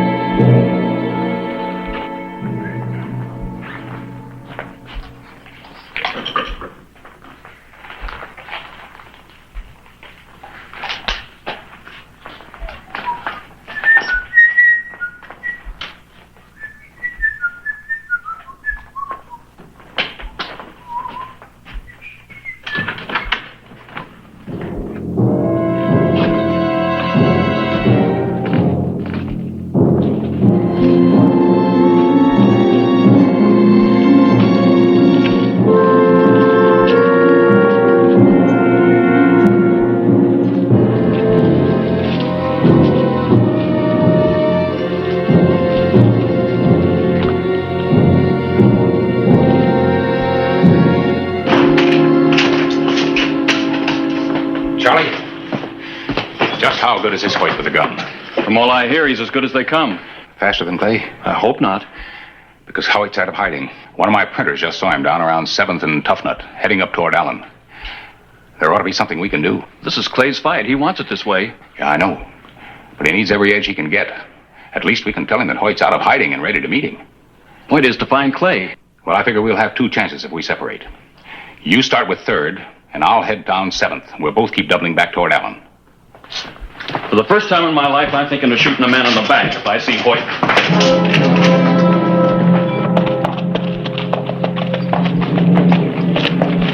Radcliffe, where are you going? Frankly, I'm trying to find Hoyt. I understand he's ready to kill Hollister. I intend to beg him not to carry this any farther. It's a little late for that.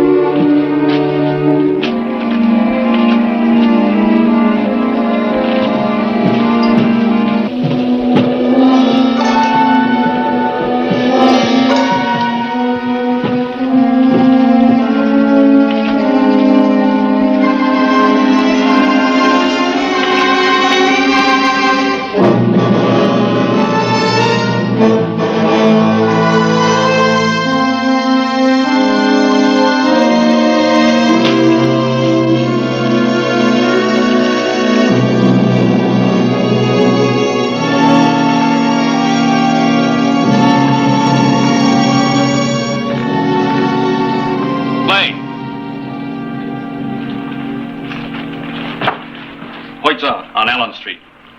Where on Allen Street? Somewhere's around 6 by now, I guess. Probably coming along Allen this way. Thank you, Charlie.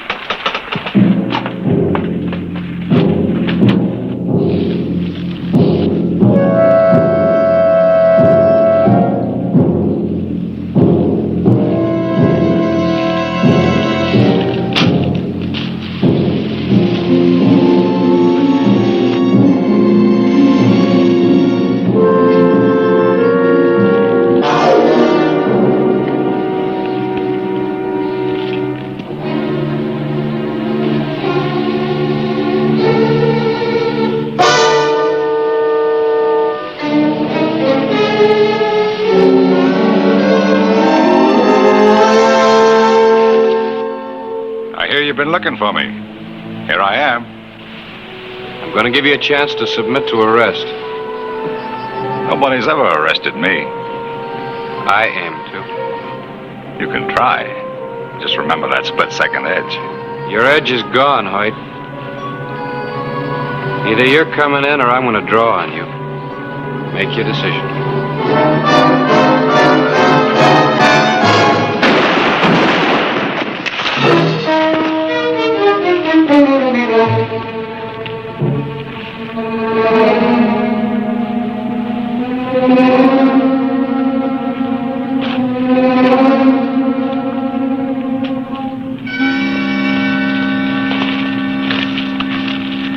He's still breathing.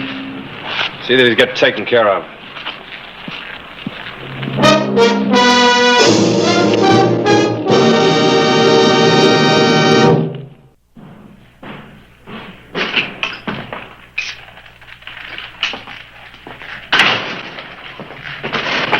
Doc Cunningham says Hoyt will live.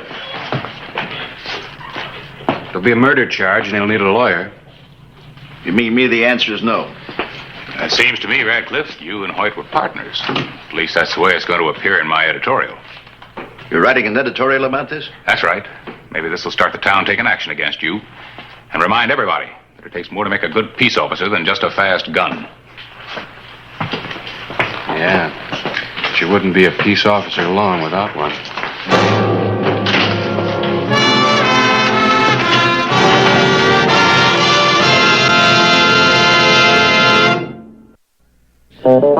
Whistle me up a memory, whistle me back where I wanna be, whistle a tune that'll carry me to Tombstone territory.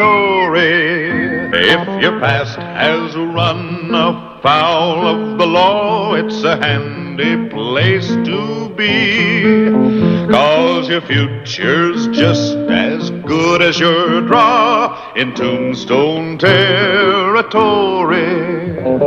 Whistle me up a memory, whistle me back where I wanna be, whistle a tune that'll carry me to...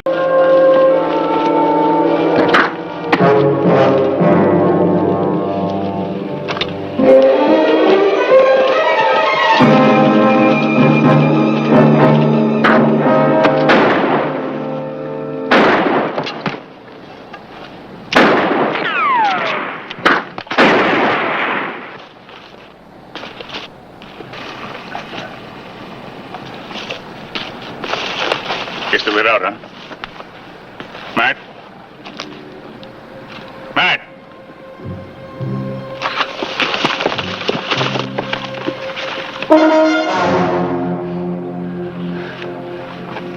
What do we do? We bury him. Get busy with the shovel. I'll stand guard.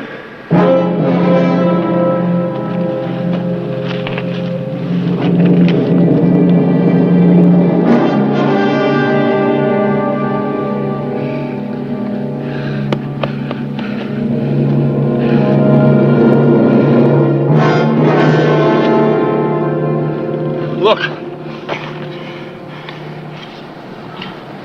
Silver.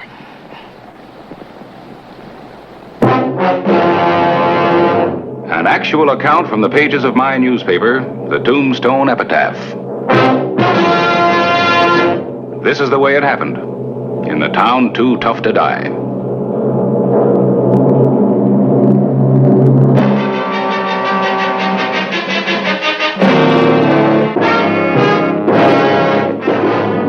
Tombstone Territory.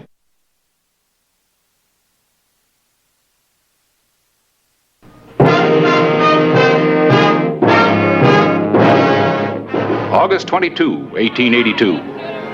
The epitaph heralded another fabulous silver strike. For some, it was a moment of rejoicing. For others, the celebration was bitter, due to a trick of fate that had moved in to make it so. Very old Matt, we found this thing. I looked down and I seen it. And I reached out and I reached down and I grabbed it. It looked like this. My head is beat. And we got it. It's a bit of silver strike. You heard what Pete said about the assay office? We bagged it. I don't know, but Carter, I'm going to ask you one more time. I want my father's share of the strike. What share? Old Matt had no share. The Indians got him before we struck it. You had an agreement. Now I'm going to get what's mine. You going to give it? Or am I going to take it? Ollie's right. He deserves it. I told you before, old man had no share. Belongs to Billy and me. Nobody's pushing us out. Yeah.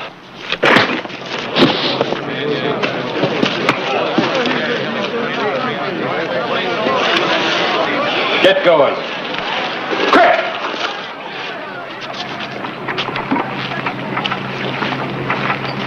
That hot head of yours is going to get you in trouble. Ah, now. Hold it! Come on down to my office. We'll talk it over. When? Now. So you're going to let him get away with this? You're going to let stealing go on right under your nose without doing anything about it, that right? Carter and Billy are taking anything that belongs to you. They'll go to jail. They claim the death ended the partnership. You got anything to prove that it didn't? Listen, anybody but those two would honor that partnership. Is there anything in writing? I don't know. If there is, I haven't found it. Well, you show me something in writing and I'll enforce your claim legally. Till then, there's nothing I can do. All right. But I'll get what belongs to me, and I'll get it without your help. Ollie. I've never seen him like this before.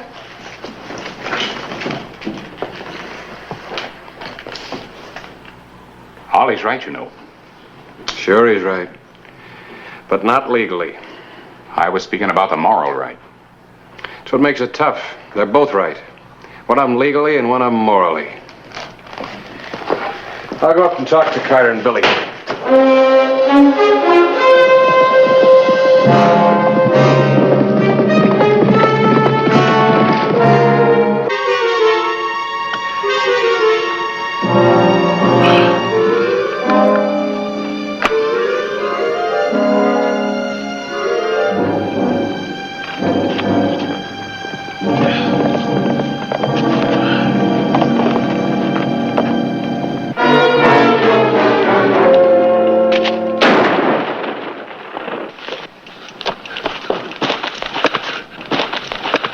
Who is it?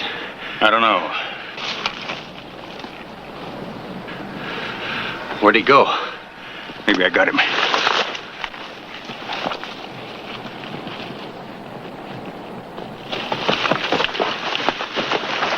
Drop your guns. Oh, we didn't know it was you, Sheriff. Doesn't matter who it was. It's free land around here. Anybody's got a right on it. Not here. We got a claim. Nobody's got a right here but us.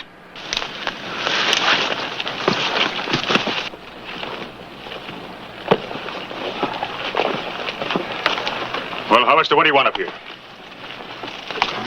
This is Matt's grave, huh? Yeah, we dug the mine over there so Matt wouldn't be bothered none. Got to show proper respect for the dead. You could show more respect by allowing his family in here to tend the grave. Oh, no. Then they get the idea they come up here any time. Anything wrong with that? They want to come here because they think they own a piece of this strike. Well, they don't. Carter, everybody in Tombstone thinks Ollie and his wife should have Matt's share. If I caught that Apache arrow, Matt wouldn't be giving any shares to my family. Matt wasn't that kind. You're wrong, Carter, and you know it. I knew Matt. You got a warrant to arrest or something? Nope. Then get out. You got no right here either. There's gonna be trouble. You can stop it. If there's any killing ahead, I'm ready for it. Just don't step out of line, that's all. Get to work.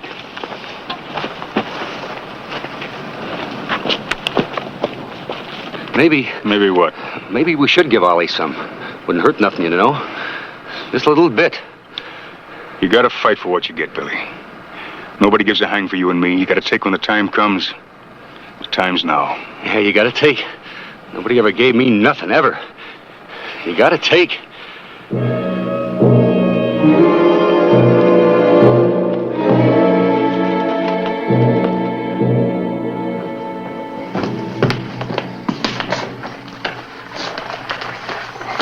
going out? That's right. Carter's at the Crystal Palace. I'm going there. What are you going to do? Yeah, what's mine? Sheriff didn't know anything about it. But Ollie, we've been all through this and you promised. I didn't make the rules. Carter did. He took, I'm going to take back. But Ollie, there must be another way. Now, don't you go nagging at me, Beth. It's the only thing I can do.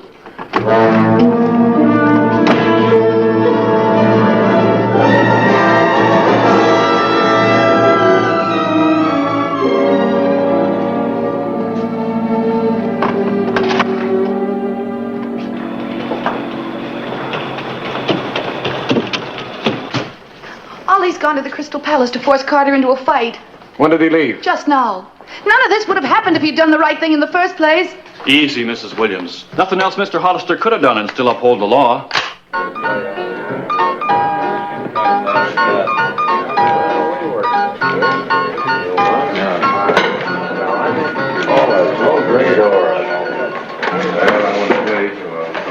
Oh, Ollie, we don't want no trouble in here. Okay. Don't we go along? No, keep her here.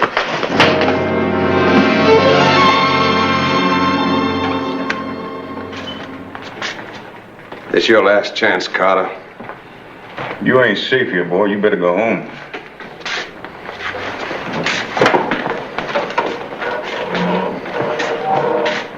Draw. 3 cards.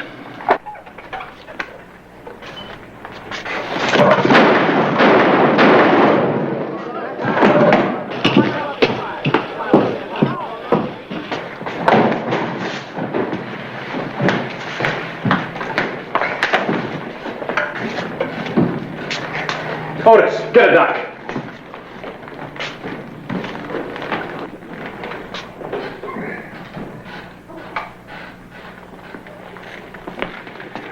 Give me some water and a rag. Give me a gun. I'll kill you, Carter. I'll kill you for this. I shot him in self-defense, Sheriff. What's your story, Harry? Was it self-defense? He's a no-good rat. No better than a claim jumper. But Ollie forced it. Anybody else got another hurt? Ollie. Oh, Ollie.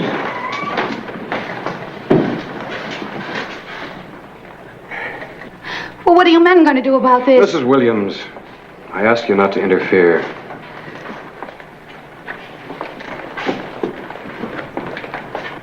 Now, wait a minute. I'm unarmed. Hold it. Give me back my gun, Sheriff. All right, break it up. What kind of a lawman have we got here? Get going.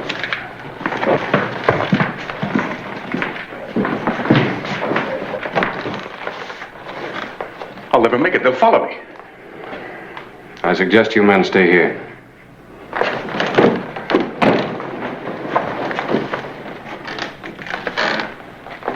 You only think you've had trouble before.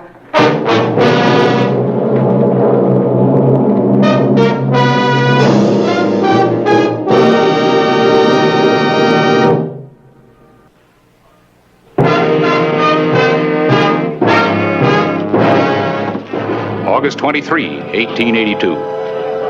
Angry miners formed on the streets of Tombstone. They were convinced that one of their group had been wronged.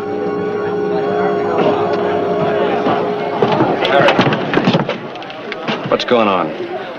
What's going on where? What's all the excitement?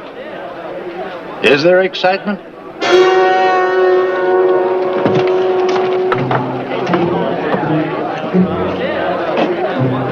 With her husband desperately wounded, Beth Williams succumbed to the spirit of the mob.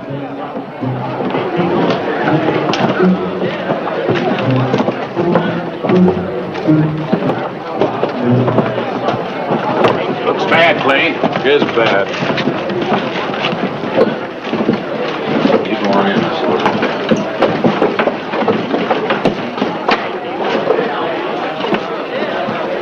We don't need your protection, Hollister. Just a peaceful meeting. Just talk. Nothing wrong with that. Nothing wrong with talk. Free to make, ain't it? And free to listen to. You plan to force your way in here? Depends.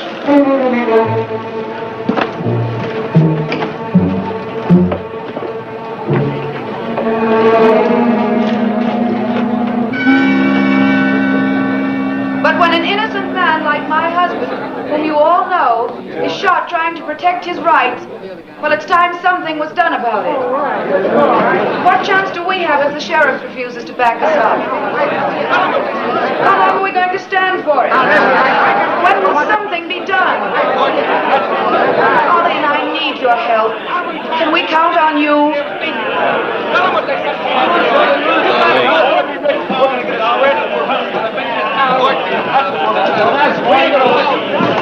Mrs. Williams, I'd like a word with you alone. You can speak freely in front of the men. Do you have any idea what you're doing? I know exactly what I'm doing. Ollie's no match for Carter's guns. So you're getting a mob to back Ollie? You can put it that way if you like. But if you'd done your job in the beginning, none of this would have happened. You're beating that tune to death. My job is the law. Yeah, protecting claim jumpers. How much is he paying you, Hollister? Maybe you're getting match share. I hate mobs and I hate murder. I've seen enough and I've had enough. I'll shoot anybody that leads a mob to murder.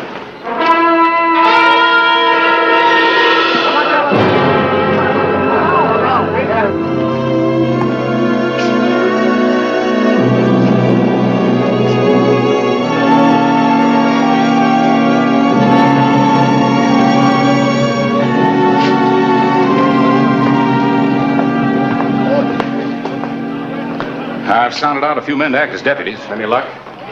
Trying to get deputies for this job's like trying to grab an eel in a bucket of lard. I couldn't get anybody. What about Stan Hoare and Art Smith? Wouldn't touch it.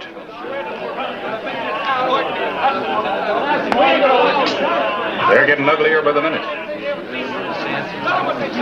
Isn't there any way to stop this? You got any suggestions?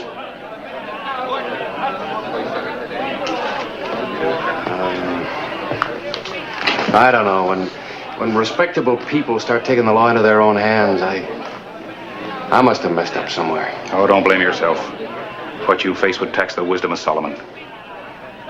Why is it the law so often seems to be on the wrong side? Well, if they just give the law a chance, it'd catch up.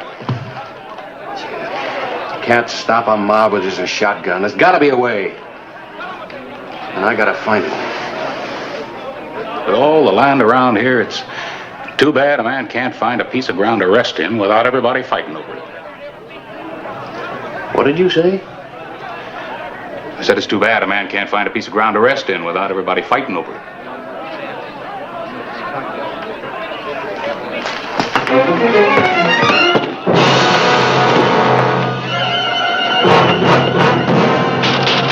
Open up, Chambers! Open up!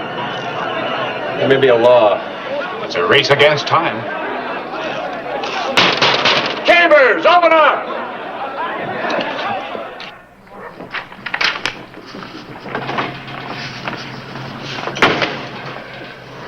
Well, it's something new for you, up with the roosters. Well, I'm a newspaper man, Clay. I can't sleep with my town about to blow up under me without trying to do something about it. Did you? Beth is the fuse. I thought if I could talk some sense into her, things might simmer down. Did you talk sense? Well, I thought I did, but she wouldn't listen. She just came back from a circuit of the diggings. She's been stirring up every miner within 10 miles of Tombstone. We've got to find some way to stop her. Well, I think Chambers and I did. You found something after I left last night? 2 o'clock this morning. We came up with a territorial law that states that any open ground on which a man is buried belongs to him for 20 feet in all directions. Good for you. And I got a court order evicting Carter. Do you think she'll listen? Only a fool wouldn't. I hope she's not a fool.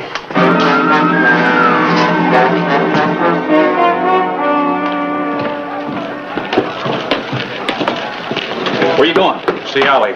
Is this the time to be seeing a sick man? Shouldn't you try to stop this mob? That's why I'm going to see Ollie.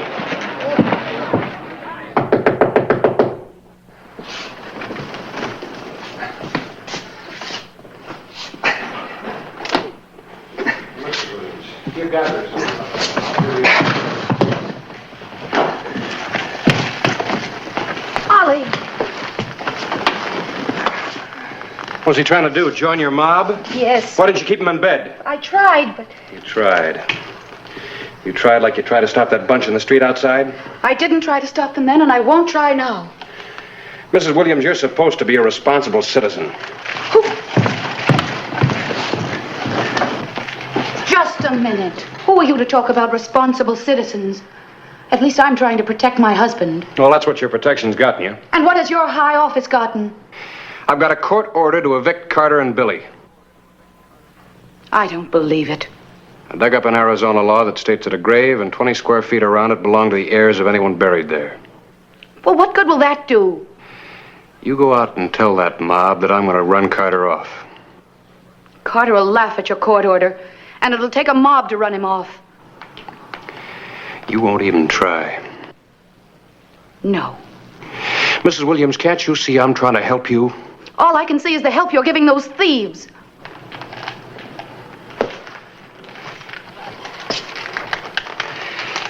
You're being a fool. There's going to be trouble and only you can stop it. And if you don't, men will get killed.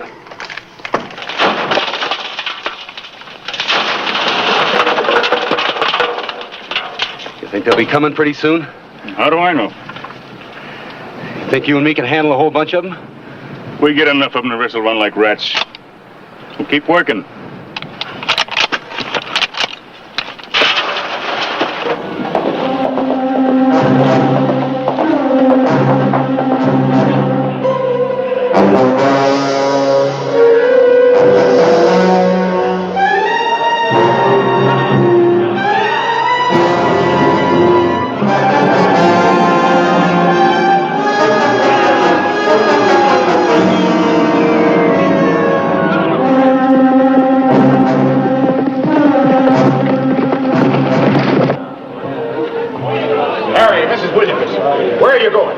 You know very well where we're going, Mr. Clyburn. We're going to see justice done.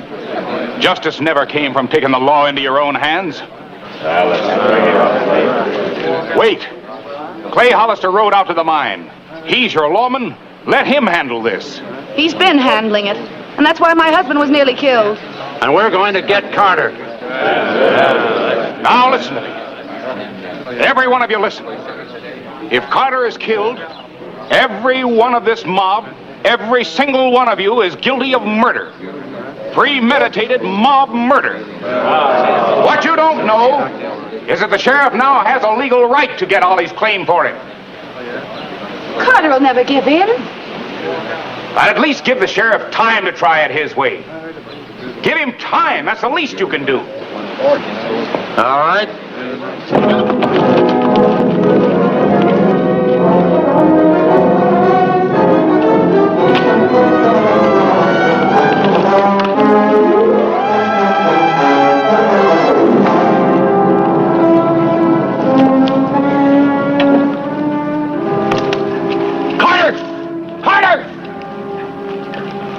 What do you want?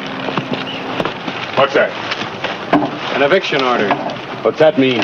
Means that the grave and 20 feet around it belong to the heirs of Matt Williams. That's the law. You'll have to get out. It's a trick. It's no trick, Carter. I'm trying to do you a favor. There's a mob on its way out here to get you. Oh, why don't you stop them then? I will. As soon as you leave. You mean they're going to take everything? You'll get your share. Just move out before I have to bury you next to Matt. After 15 years?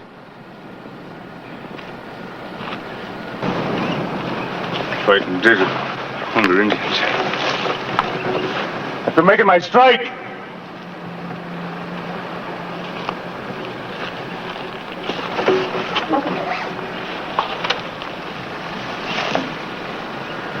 No! I'm going to keep it all!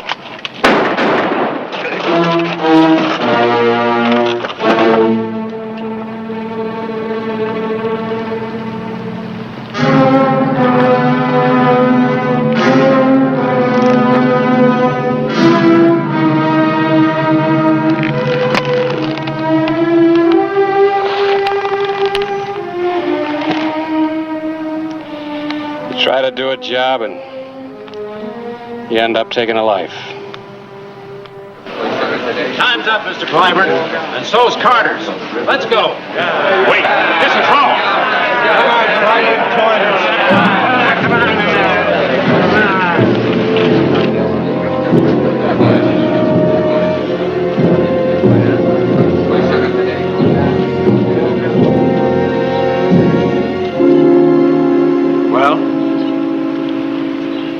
smelled blood, didn't you?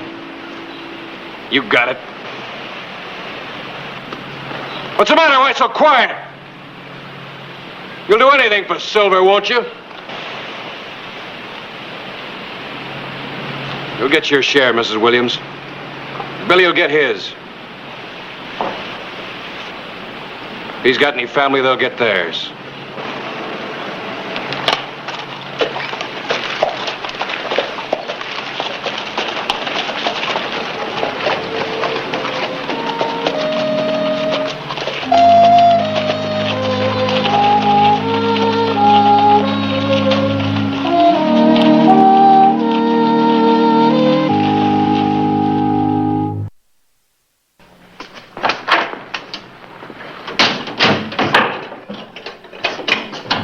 Hello, Miss Clyburn. Hello, Clay.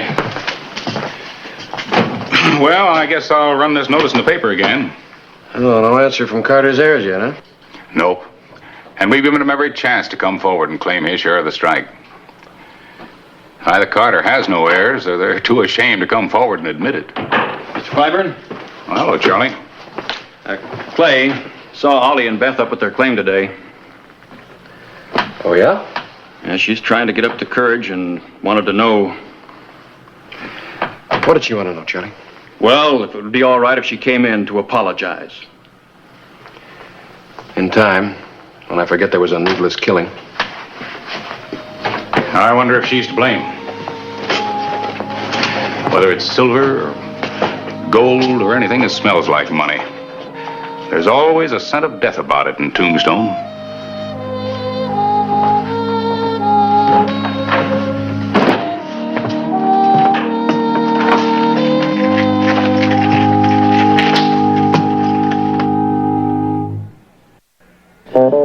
Whistle me up a memory, whistle me back where I wanna be, whistle a tune that'll carry me to Tombstone territory.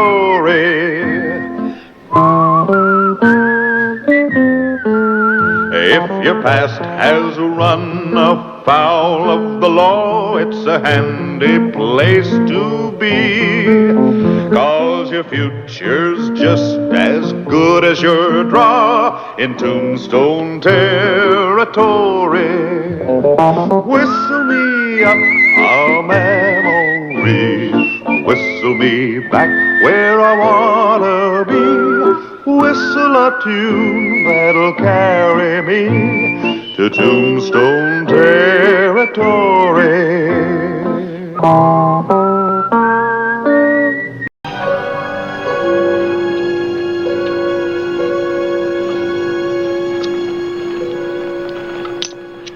Well, sir, you got enough grub and gear there to start a store of your own. What are you going after, stranger? Store of my own.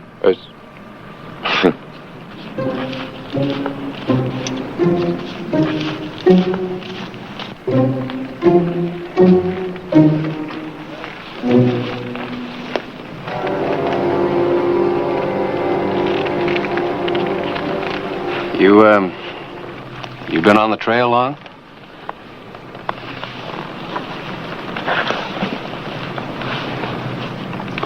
A while.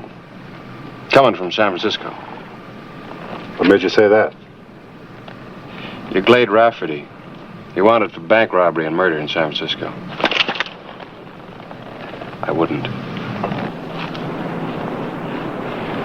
Circular said there were two others. Eugene Slater and a Martin Warren. Where are they? Dead?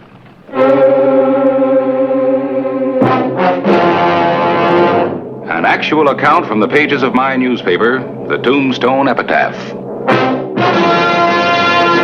This is the way it happened, in the town too tough to die.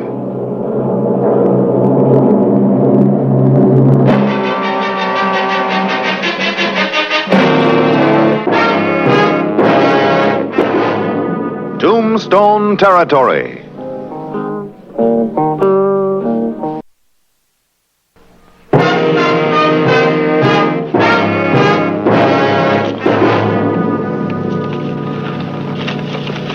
How did Slater and Martin die? The desert. Coming over from Tucson. Thirst. Didn't bother you? I kept my mind on other things.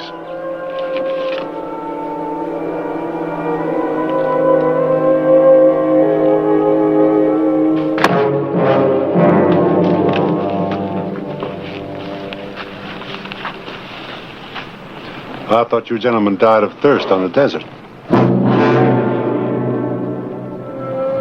The afternoon of July 29, 1881. Clay Hollister hadn't checked in at his office since early morning. His whereabouts was a mystery.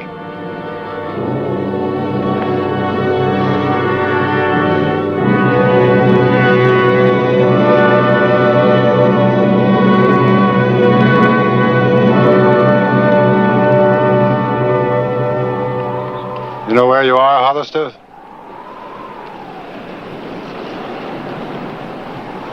Yeah. 3 miles south of Tombstone. Old Wedlock Road. Do you know why you're still alive? I'll help you. You want to get across the border to Mexico. Without taking a regular trail. And without running into Apaches.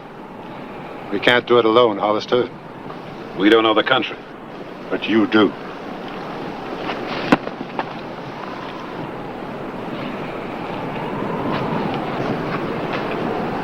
Now you know why you're still alive, don't you, Hollister? Slater was against bringing you along. You should have listened to him.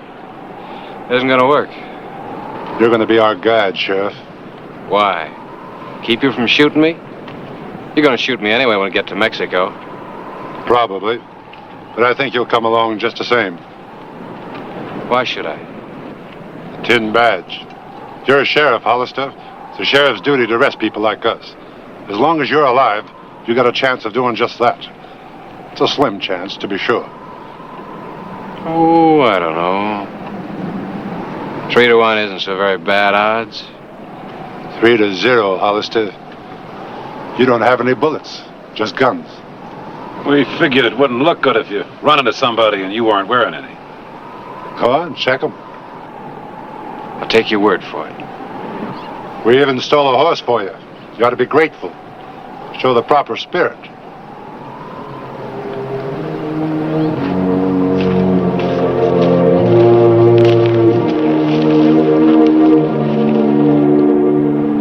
All right, Sheriff, you're the lead man. Next stop, Sonora, Mexico. You know how far that is? It's only about 50 miles. A broiling desert.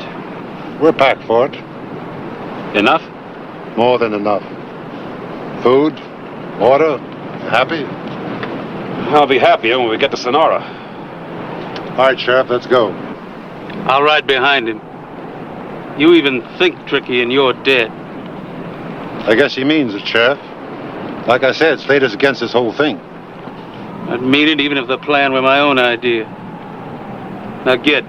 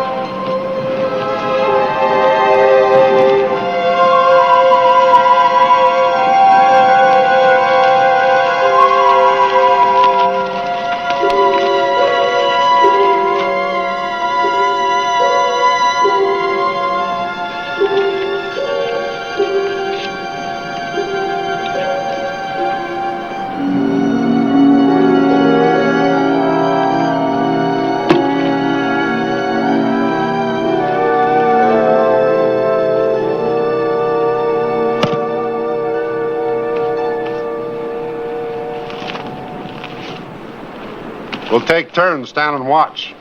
Except you, Hollister. You get to sleep right through. Tonight.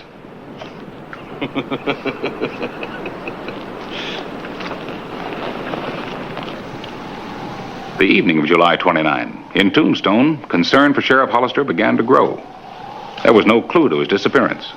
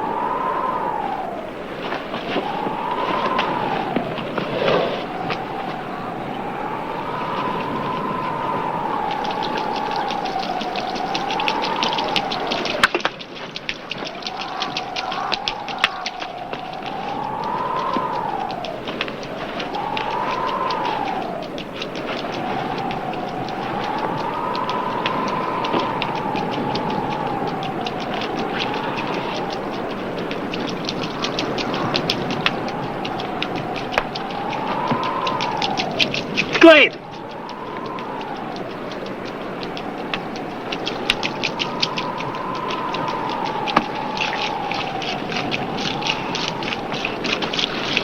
Albert! He was drinking the water. He's crazy. It was open, pouring out. He must have done it. Shut up.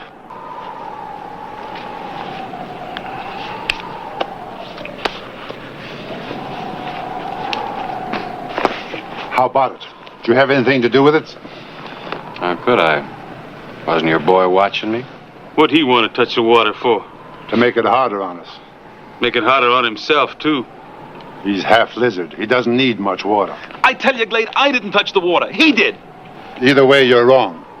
Either you tried to steal our water, or you let the man you were supposed to be watching do it.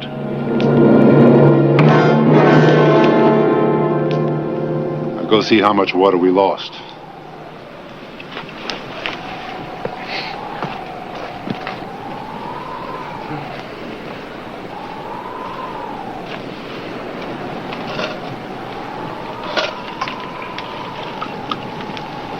Better than half empty. You know, personally, I think you did it. Rafferty, nobody, even if he's all lizard, can live on the desert without water. You could. You know all about the desert.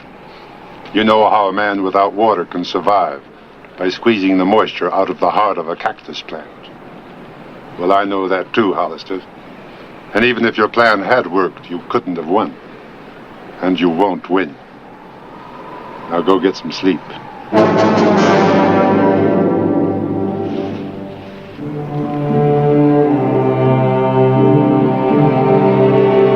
July 30, 1881. Hollister's deputies made a thorough search of the Tombstone area. Nobody had seen the missing sheriff.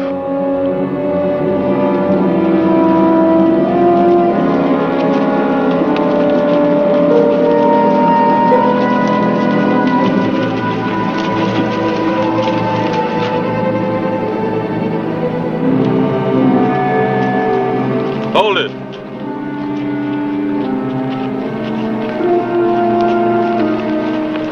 Shouldn't we be going that way? No. You sure? Positive. You better be.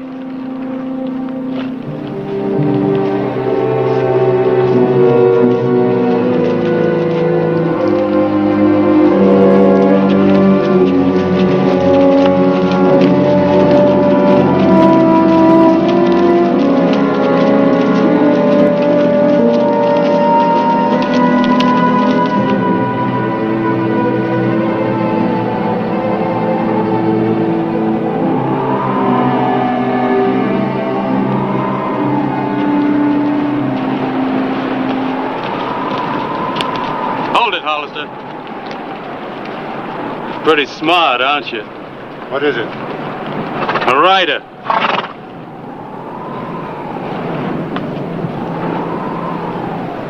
He was heading us right for him. Well, I didn't see him till just now. You're a liar. Take it easy, Slater. What trouble can one man cause us? A patrol even. Well, we're not 100 men now. We're members of the sheriff's posse. Right, Sheriff? He could take a chance and give us away. And have the other man killed? I don't think he'd do that.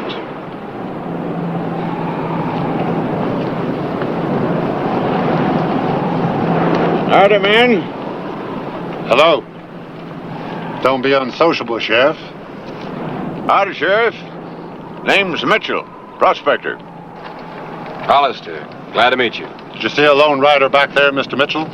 We're looking for a tall man on a sorrel mare. No, ain't seen a soul since I left Tombstone. Tombstone? Tombstone's back there. I'm afraid you turned around, son. Yeah, he sure is.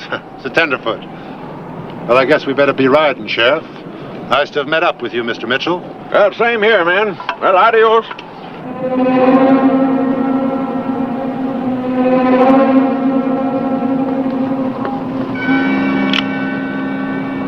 He'll be out of earshot in a minute.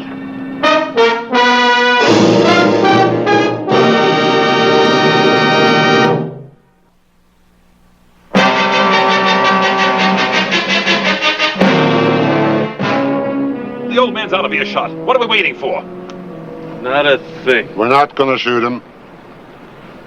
Why not? We still need him to get to Mexico. Are you crazy? He almost brought us right back to Tombstone. He emptied out half our water. How many chances does he get? As many as we give him, I guess.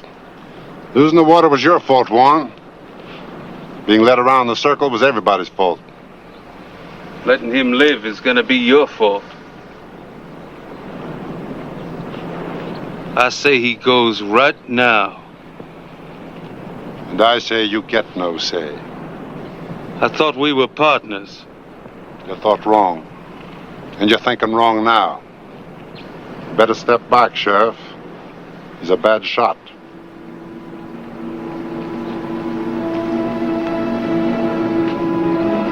You can still have another chance later. At what? Hanging? No thanks. You're the one that's making the mistake, Rafferty. Bringing him along. He's got a bag full of tricks. I say we kill him. You said that before.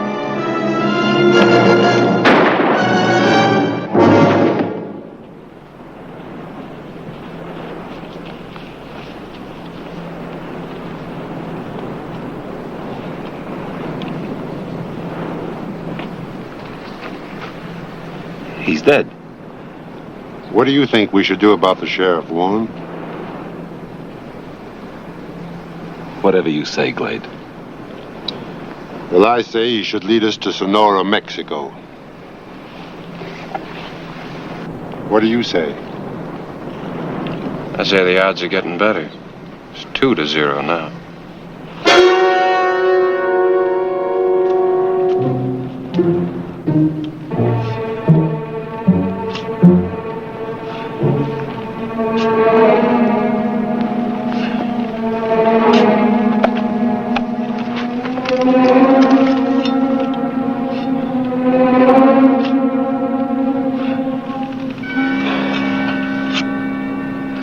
Funeral's upset you, Warren? Not if it isn't mine. Can I have some water? Later. Okay, Hollister. That's enough. Up. Hold it. Get out. Back over there. Warren. Yeah. Watch him.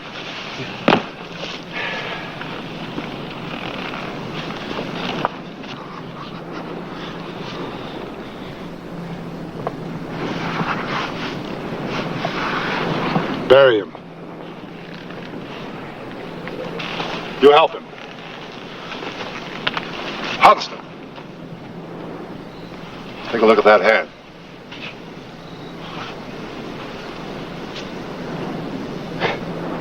What's the matter? So much fuss about one little bullet. You got lots more to play with, haven't you? Sure.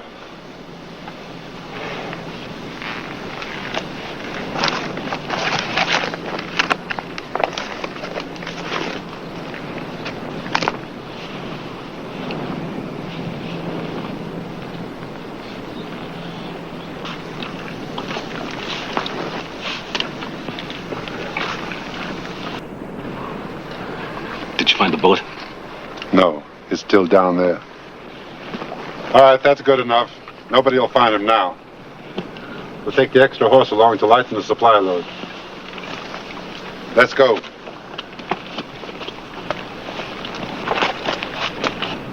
South.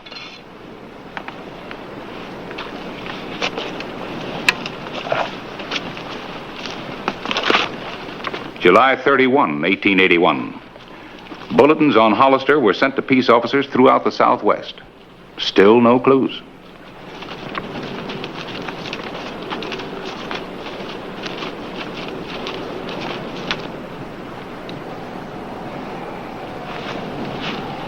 What's that?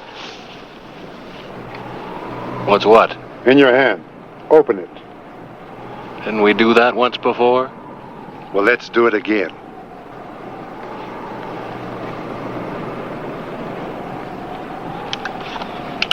Let me have your guns. One at a time.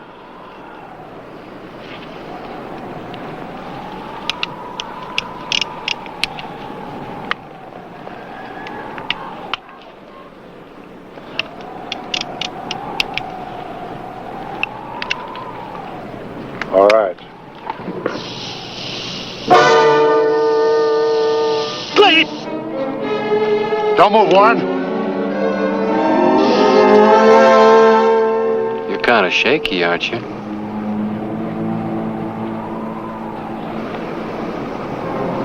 Come on, you'll still have a gun. All right, Sheriff. Might be interesting to see how well you can shoot.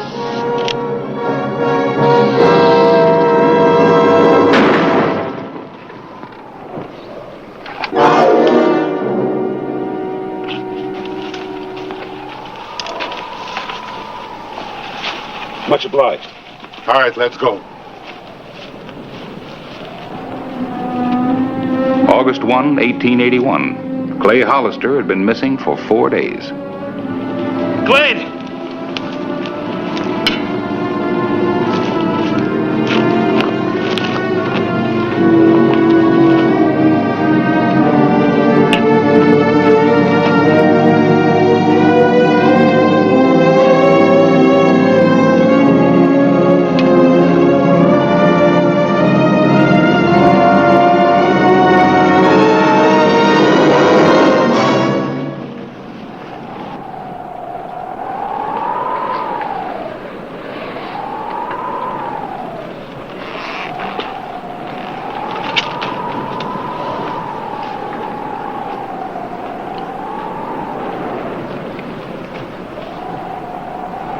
Is he dead?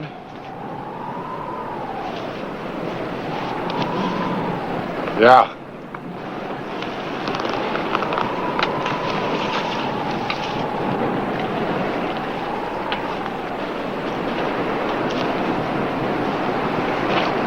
Odds keep getting better for me, don't they? There's still 1-0. 1-1. I found that bullet you dropped at Slater's grave. It's in my gun now. The right one. You're lying. You're gonna have to prove that. You got one of two choices now. You can either surrender to me, or you can draw. Which one's it gonna be? Suppose you do have that bullet. You've only got one shot. That's true. But you can't find out unless you go for your gun, can you? What have you got to lose by bluffing? We're almost to Mexico. You know I'll kill you anyhow when I don't need you. Yeah, that's one side of the story. Other side is I've got the bullet. The bullet's in the gun. Well? There's $50,000 in that saddlebag. You can have it. It's all for yourself.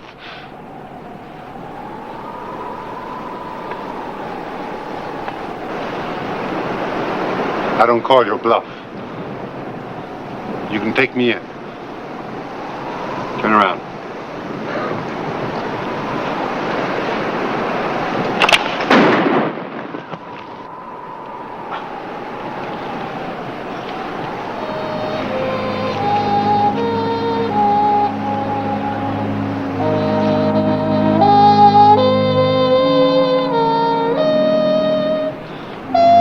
find out.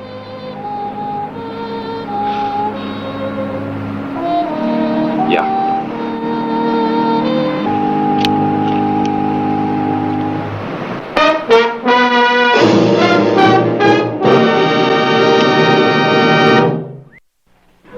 August 3, 1881. A report reached me at the epitaph that Clay Hollister had been seen riding into town.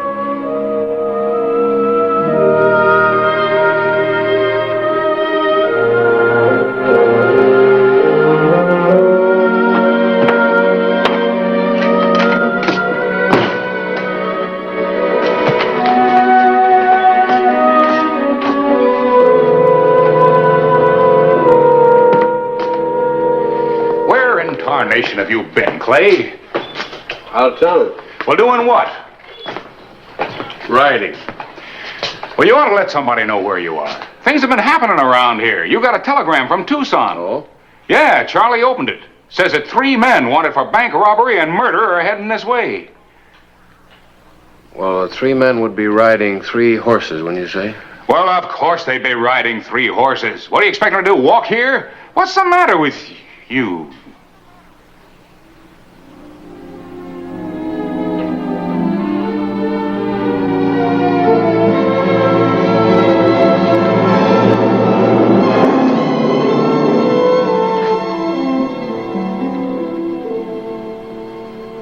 Must have been quite a gunfight.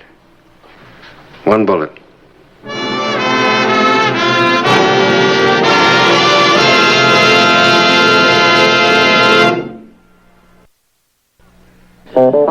Whistle me up a memory, whistle me back where I wanna be, whistle a tune that'll carry me to Tombstone territory.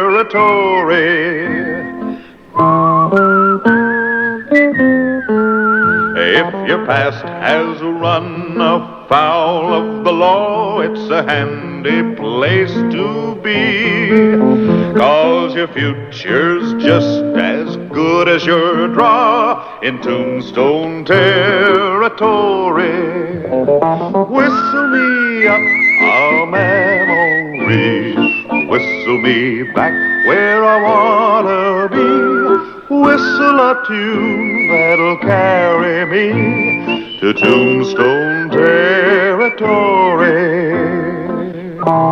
1885. An Apache Indian had been seen on the streets of Tombstone. Ride a car here can peel a buffalo in 5 minutes. And me and Floyd's so fast with a knife, we plumb run out of critters in Wyoming. You're Floyd Rank. Since when does an Indian walk up and talk to a white man? I must know if you are Floyd Rank. I must know, so I kill the right man. An actual account from the pages of my newspaper, the Tombstone Epitaph. This is the way it happened, in the town too tough to die.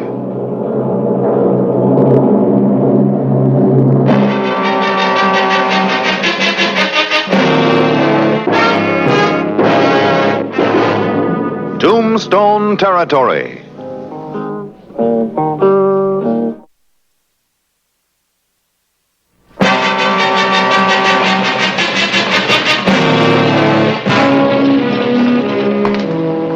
What you biting off, Injun? You are the man who killed my father on the streets of Tucson?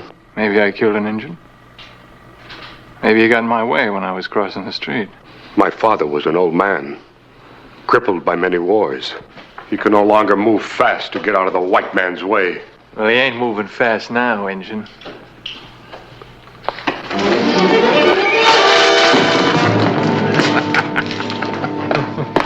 Get the sheriff.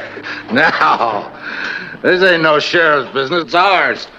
Say, let me shake your hand. I got to draw it and drop him before he cocked his gun. But I got me a scalp in Tucson. Wanted my brother to get him one. Somebody get Hollister. Just who are you? Editor, the Epitaph. Well, what's an epitaph?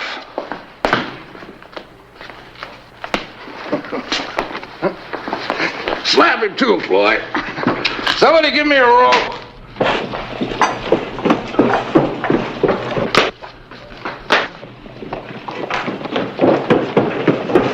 This beam's as good as a tree. All right, that's far enough.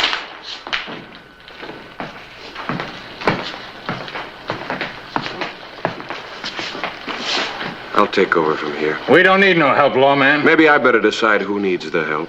Tried to kill my brother. Drew a gun on me. That's right, Hollister. Another wild Apache. You can't forget when they were all wild, can you, Stallings? Who forgets a family wiped out? Stock driven off. Buildings burned. That was 5 years ago, Rod. Most Apaches are on reservations now. He was roaming the streets with a gun.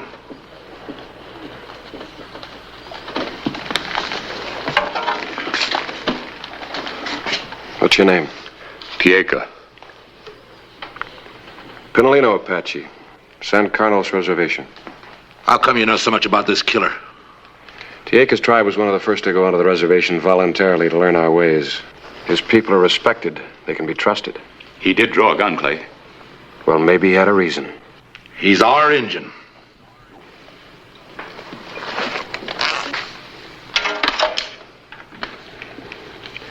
You two come over to the office. I want to talk to you.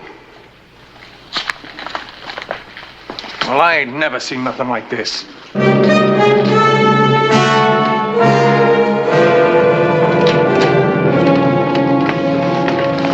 Front and back.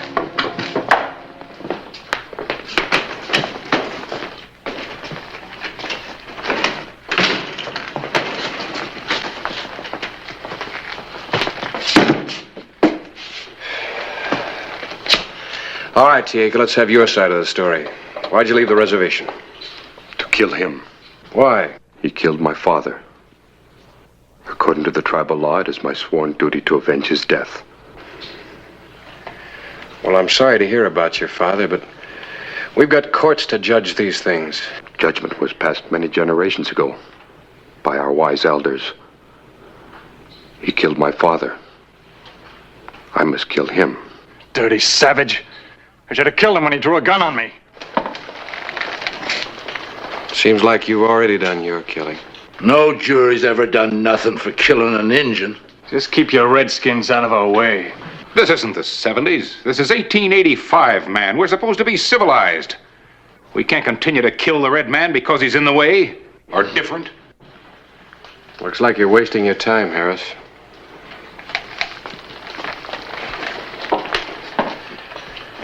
Tieka, I want you to give me a promise. Promise? I want you to promise me that you'll go back to the reservation and wait there till you get word from me. You're turning him loose?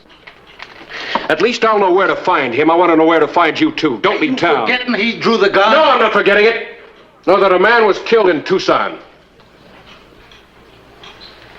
Man.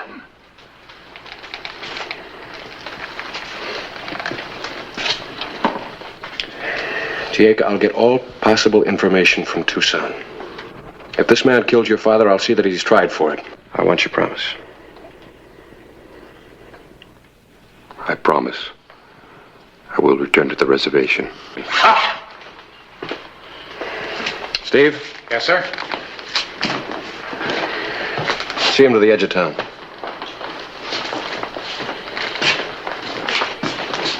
Well, of all the... You just wait right here with me.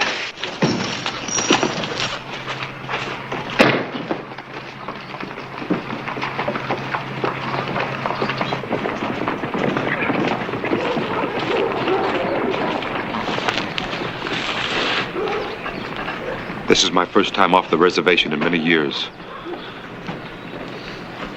I would like to buy my wife some buttons and ribbons. All right, but then I gotta get you out of town. Thank you.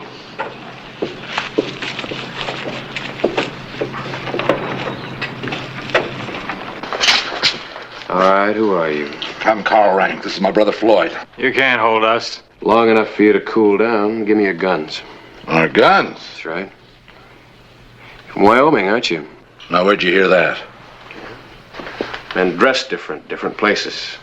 And we don't have any winters down here. Nor many buffalo skinners. You guess good. No guess. You buff peelers have a certain air about you.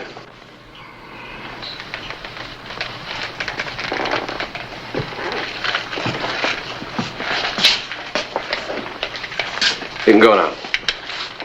But if anything happens to Tieka, I'll know who to look for. What about our guns? Pick him up tomorrow.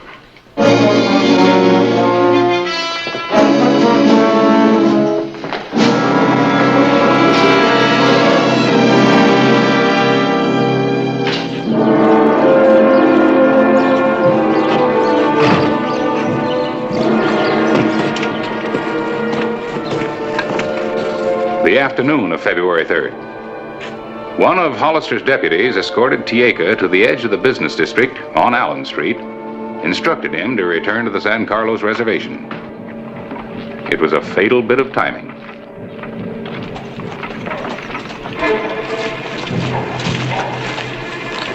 And if we hadn't bumped into the sheriff, me and Carl had ourselves another scalp.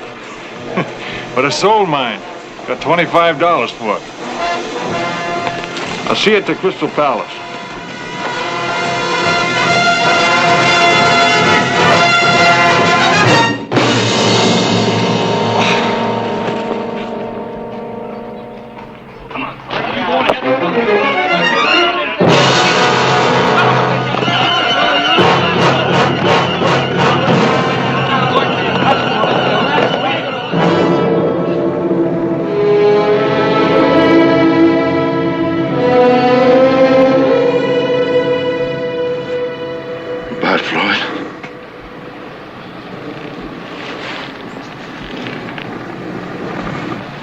I'm riding after him. I'll bring him back. He was headed out of town. Yeah. I pulled him out of a snowbank, but froze dead. He saved my life swimming a herd across the Platte. Been through buffalo stampedes and spooked longhorns. Lived to be killed by an Injun. I'll get him. I'll get him if I have to dog him for the rest of my life. I'll handle it, Carl. You handled it. It's Hollister's job. You talk about Injuns being different. Well, we're different, too. We could feel you staring at us because we ain't ragged out proper. Well, go ahead and stare. Stare at a dead buffalo hunter. Then come stare at a dead Injun. Because I'm going to get him. I'll get him. And I'll kill any man that tries to stop me.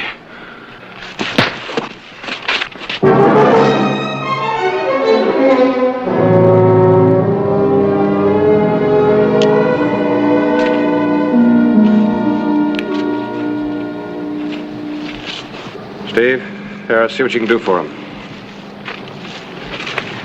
Some sheriff took the word of an Injun.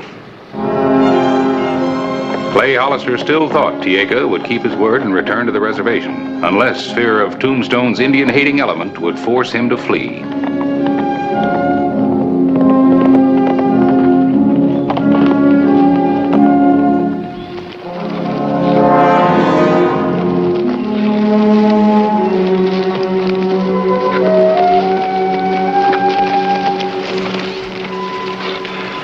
I thought I'd find you here.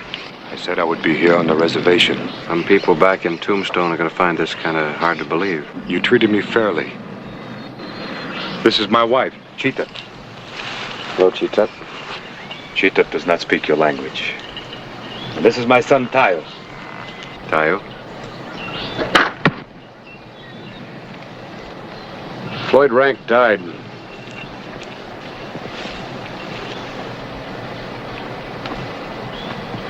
He was boasting about killing my father. The need for revenge was strong. I still have to take you back for trial. I am ready. I have justly avenged the death of my father. Your courts will set me free. That's asking an awful lot. Does your wife know why I'm taking you in? I've told her you would come for me. The boy? He is proud of his father.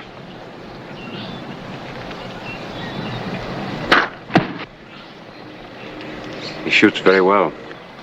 He shoots like an Apache. And I've taught him some of your words. He You will make a good American. I wish to say goodbye to my wife. I'll wait for you over there. Cheetah, Tayo.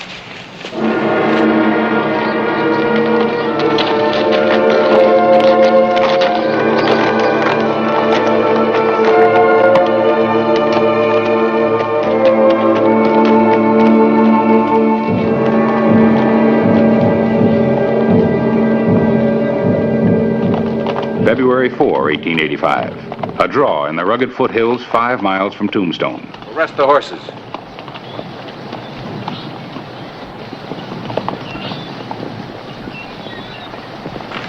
Drink of water? Thank you.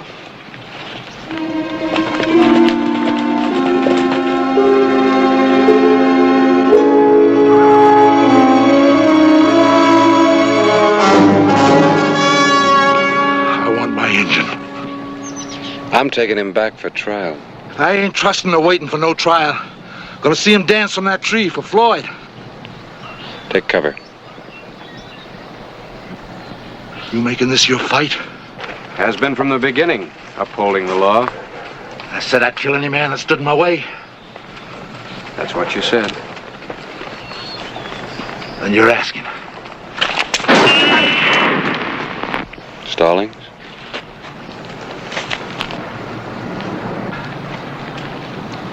You're making a mistake protecting that killer. Then it's a mistake to be a lawman. Tieka. Yeah, you made a big mistake. He wasn't running from the law. He was running from your rope.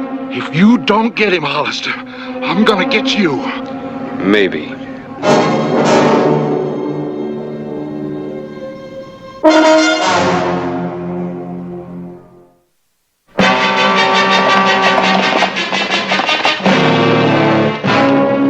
February 10, 1885. A week had passed, and Clay Hollister was no closer to capturing the fugitive Indian.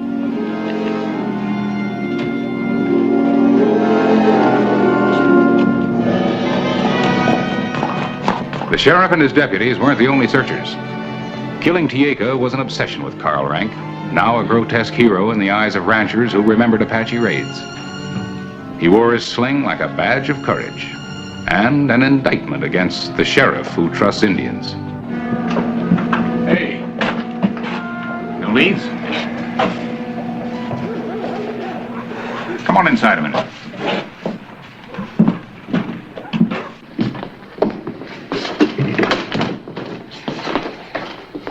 I'm writing an editorial about all this, calling for respect for the rights of Indians.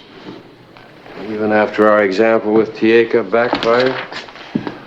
Well, it's not his fault it backfired. No, you're ahead of your times, Harris. I hope not. Clay? A miner just stumbled into town. Tieka attacked him out at his camp and took his supplies. Where? In the Dragoons, headed up Spear Canyon. That might be your lead, Clay. At least it's a fresh one. Where's the miner now? I told him to go to the hospital, but he claimed all he needed was a visit to the Crystal Palace. Are you sure that's all? You know the country. Can you find that canyon? Let's go. We just organized a citizens' posse. Yeah, we're going to do your job for you. You can't stop us from riding out. This time I'm not going to. I'm going to deputize all of you. Deputize us? Everybody get this. I'm the law. You'll take orders from me. It's a real rugged canyon to search. We'll need all hands. Just so you don't lose that engine again, Starman. If we don't get him, I'm going to get you. You said that before.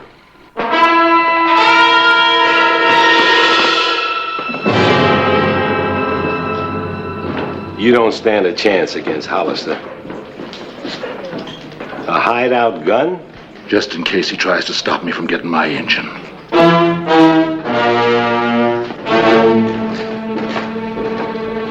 With the incongruous posse of Carl Rank, Stallings, and 2 more Indian haters, Clay Hollister rode to the miners' camp in Spear Canyon. Take care of the horses.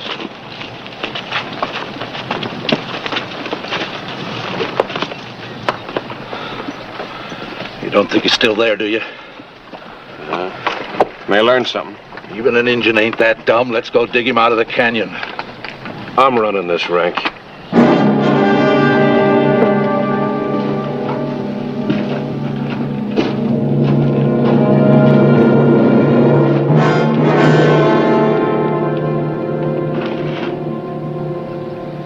Hollister! You ran up the canyon all right. Dropping things. That's not very neat of him. What kind of talk is that? I'd like an Apache to leave a trail. I got an idea Tieko wants us to know where he's hiding. What are we waiting for now? Well, I'd kind of like to know what I'm walking into. Well, let's go flush him out. Hollister! Tieko! You come up for talk. You going? You come up alone, or all will be killed. What's he talking about? He's crazy. I don't think so. You're going to fight on the side of that Injun. We'll settle our affairs later. Well, we know where he is. We can get him. And he'll get half of you.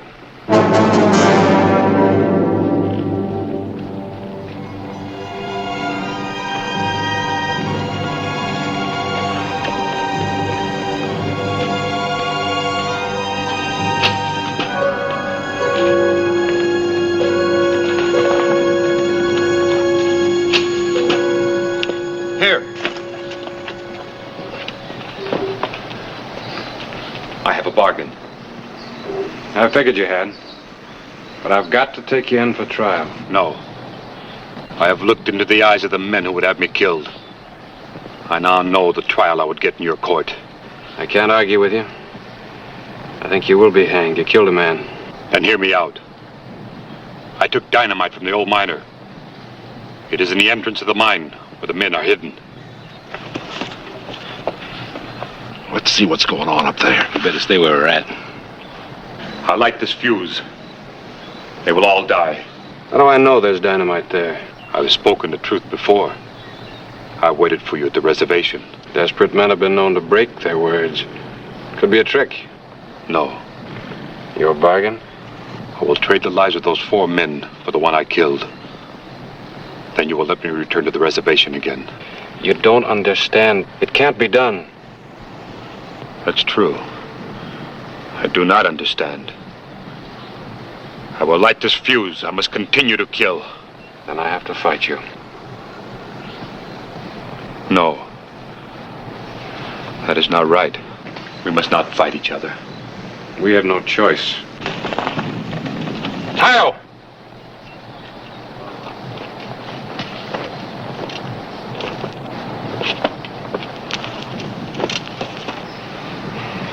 Remove your gun belt.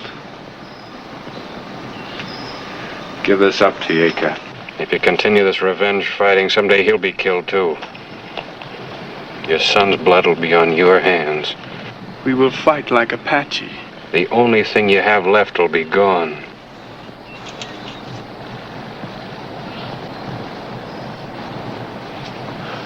You will not fight. You are civilized. Are you coming in with me? No. I will not be hanged and laughed at after death by white men. Their eyes will not pick at me like the beaks of vultures.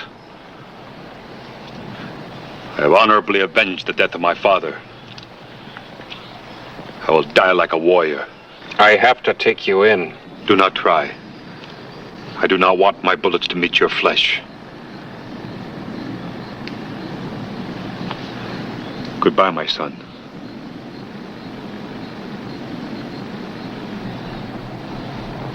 I will die either way. Here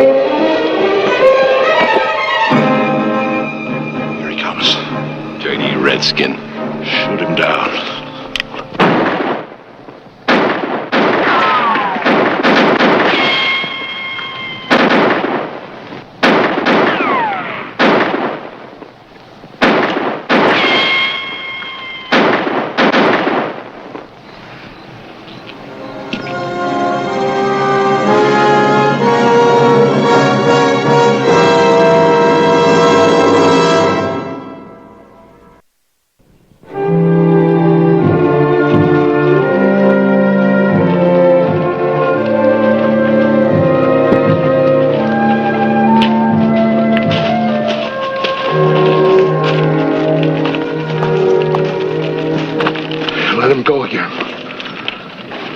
right, listen to me. We've bbeen listening to you.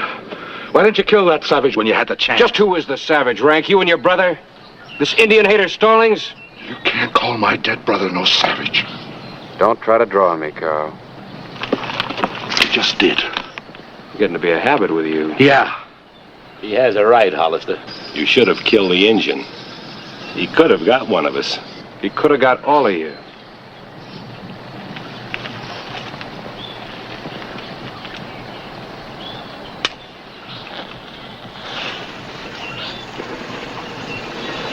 Tieka had dynamite hidden in that cave. That was his bargain. He'd spare your lives if I'd let him go, but I couldn't do it. So he let you kill him. It's the end of vendetta. Dynamite, and you took his word for it? The sheriff takes the word of an Injun. You're just digging your grave deeper. You're all through, Hollister. Maybe I am.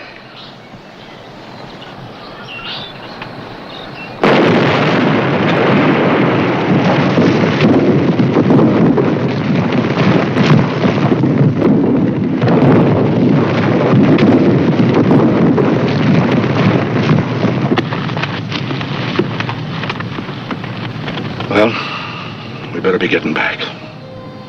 You tell him what he did. Maybe it'll help things for Tayu and the others.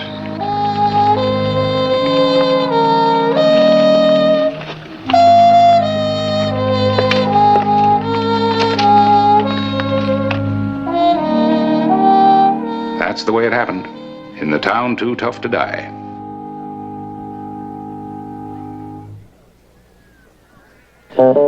Whistle me up a memory, whistle me back where I wanna be, whistle a tune that'll carry me to Tombstone territory.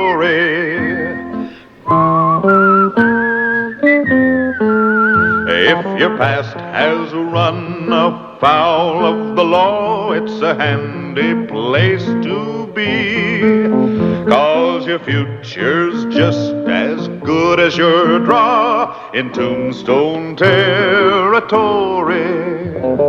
Whistle me up a memory, whistle me back where I wanna be, whistle a tune that'll carry me to Tombstone territory. Lord Martin. Yeah, the rich man from Mexico. He deserves the best. We'll give him a real old-fashioned Tombstone welcome. Gila Gulch, 5 miles south of Tombstone.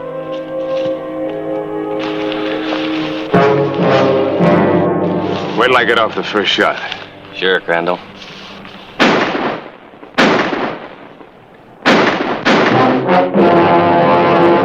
An actual account from the pages of my newspaper, the Tombstone Epitaph. This is the way it happened.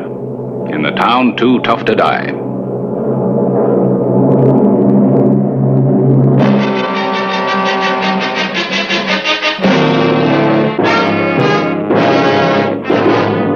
Tombstone territory.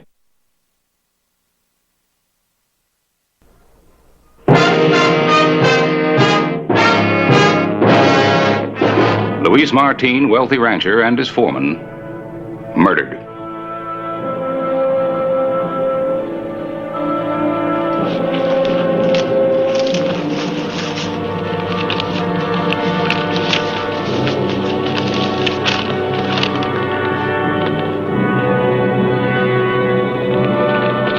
Jim Edwards, son of a local photographer, was the only witness. Thought you said he was carrying $20,000. Yeah. This is from the sheriff to Martin here. Seems they're friends. Hollister had Martin send the money by stage for safekeeping. To do one tomorrow. Hollister's putting it in the safe at the Exchange Hotel. Guess I'd better check in there tomorrow morning.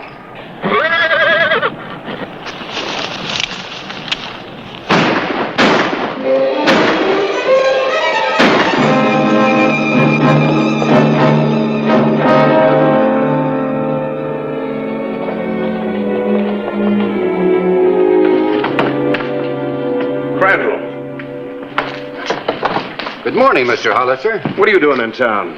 Any law against the rancher coming in for supplies? Depends on what you mean by supplies. Every time you come into town, there's either a robbery or a murder. Coincidence. I'm not going to argue with you, Crandall. If I were you, I'd get back to my ranch, fast. But you're not me, Hollister. I can take care of my own affairs, thank you. Your luck's overdue to change. Push it if you want to. Push it real hard.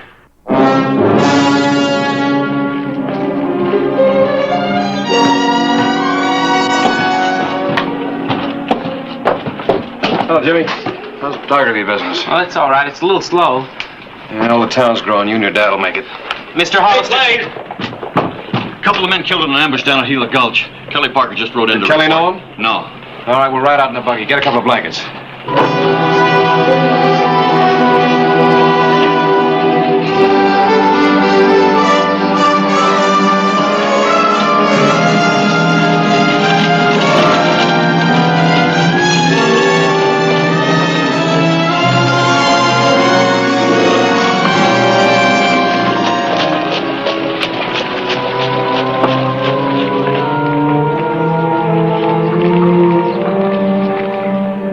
Hi, Pa.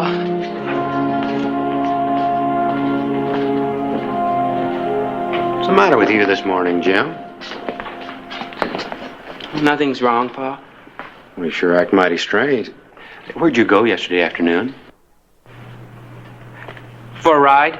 Jim, I wish you'd stick around and help me with the business. Time's money. If time's money, why is it I never have a nickel? Well, we need every cent to send you to college. Just think, next summer when that new territorial university opens, you're going to be a member of the very first class. Pa, I wish you'd stop harping about college.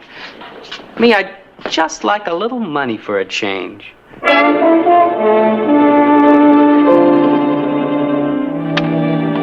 think Crandall did it? I'll find out. Yeah? Yeah. Remember that Aztec ring that Luis was so fond of? Well, somebody took it. We're going to make a call on Crandall first thing we hit town.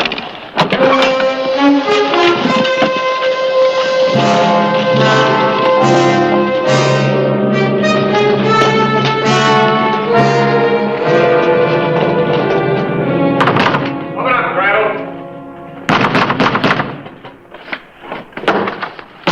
Matters of a range. Get his gun, Charlie. What is this? No gun. It's in the dresser. Top left-hand drawer.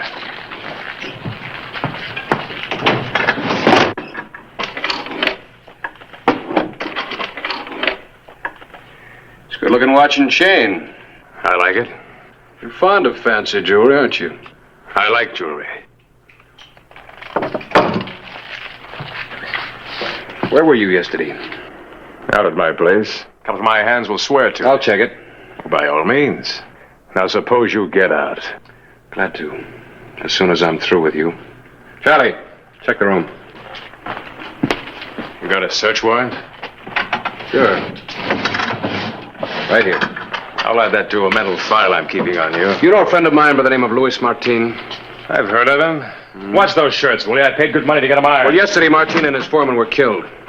Why tell me? Nothing, Clay. Check the bedding. Every time there's trouble, you try to hang it on me. I'm fed up. Anytime you want a showdown. I can't afford the pleasure. It's my job to put you behind bars. There's nothing here, Clay. All right, come on.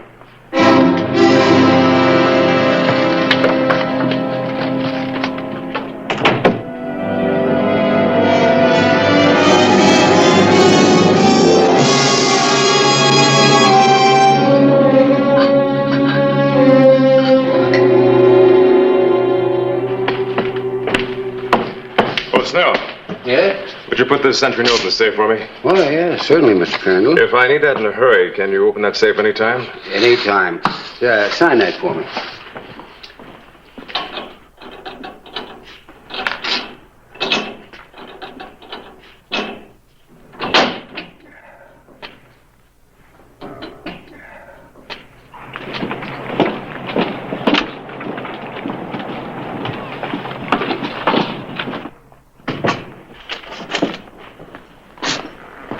Morning. Say, haven't I seen you someplace? Maybe. Good morning.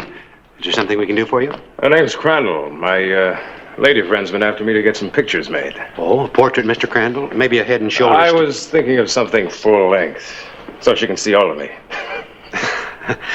Won't you step this way, Mr. Crandall? Jim! Parlor setting's very popular. Reminds folks of home. I wanted something with real flash. Well, I can give you a garden background. Garden? You know, with a fountain, summer house, weeping willows. I'll settle for the parlor. Well, if you'll just sit there, Mr. Crandall. Jim?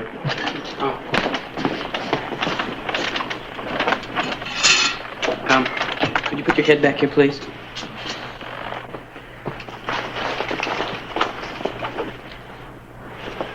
Mr. Crandall, if you'd like to have that gun end lifted a little, would you?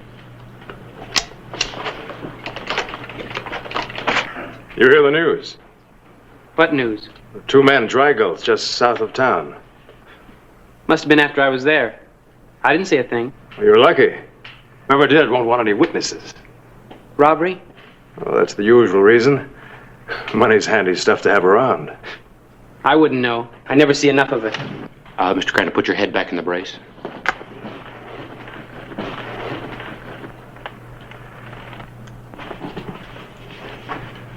All right, Mr. Crandall, anytime you're ready. All right, smile.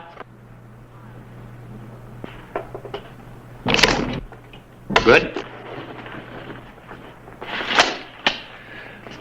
Now you're entitled to another pose, Mr. Crandall. One's enough.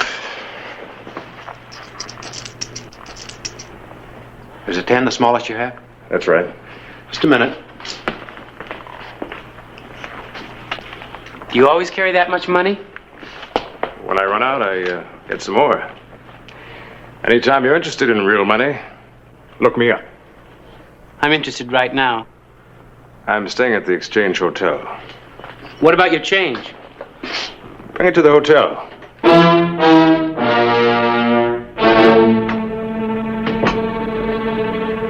There'll be 1,000 in it for you. $1,000? It takes Pa 6 months to earn that much. Most people plod along because they're afraid to take a chance. Not me. I'm sick of having nothing. This isn't child's play.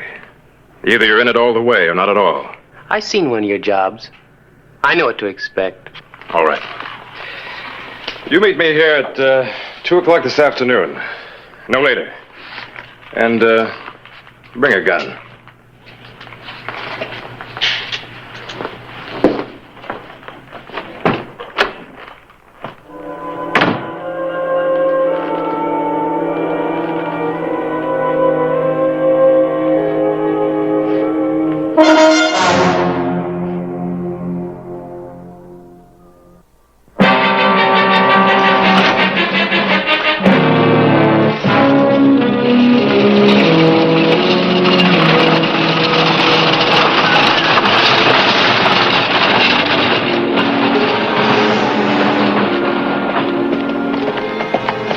Clay Hollister took Luis Martin's money shipment off the stage as planned.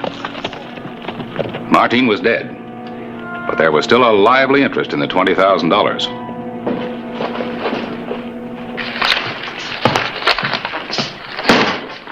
Put that in the safe, will you please, Mr. Snell? Yes, of course. What's in it? $20,000. It's an awful lot of money. I'll put it in the bank tomorrow. Just sign it.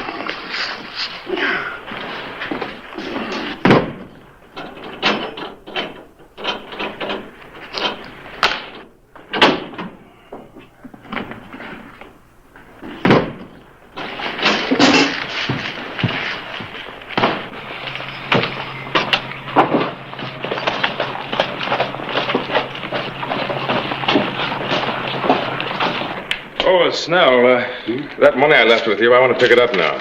Yes. Yes, of course.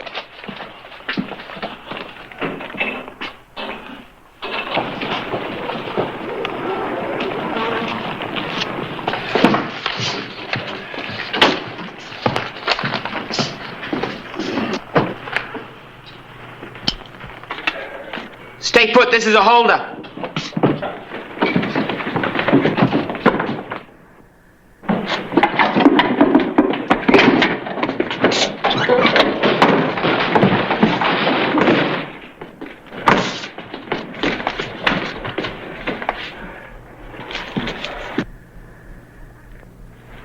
Don't touch it!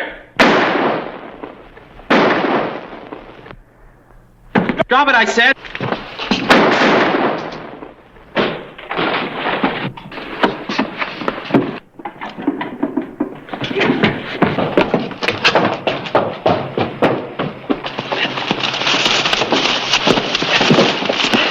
Lock him up, Charlie.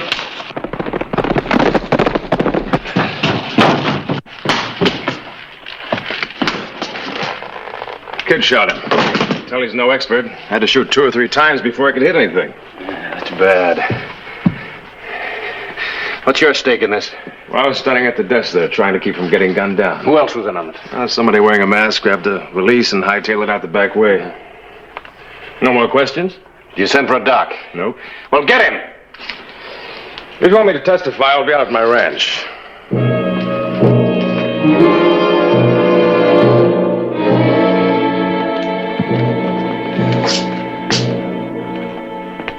Well, hello, Hollister. I thought you were Jim. I'm sorry, Mr. Edwards, but Jim's in jail on a robbery charge. Jim's in jail? Yes, sir. He's part of a gang that held up the Exchange Hotel, robbed him of $20,000. Are you sure? I mean, did you see him? I know it's hard for you to believe. It always is for parents. But why would he do it? Why? Money. The rest of the gang got away clean. What gang? Jim refuses to name anybody, sir.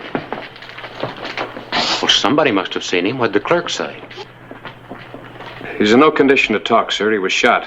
Jim shot Snell? He says so. And if Snell dies, it'll be a murder charge, too. Will you let me talk to him?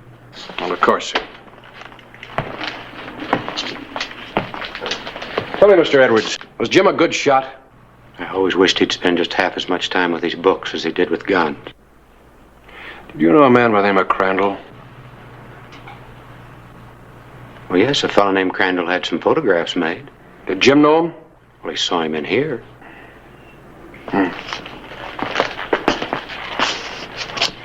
I'll keep you posted about Snell.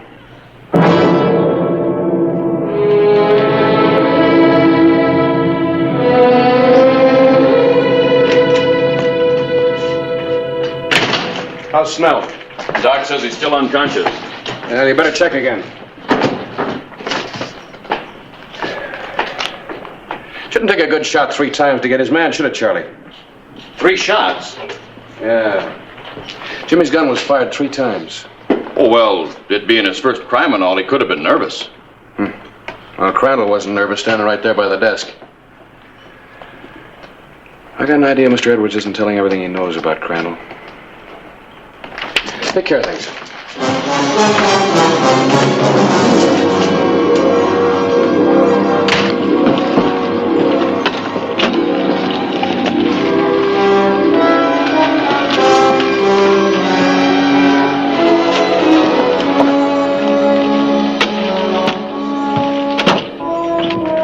Mr. Edwards? Mr. Edwards!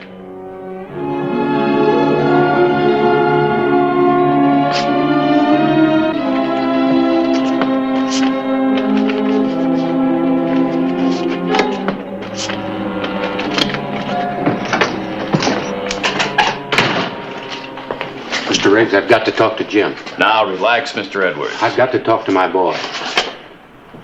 I don't see why not. Thank you.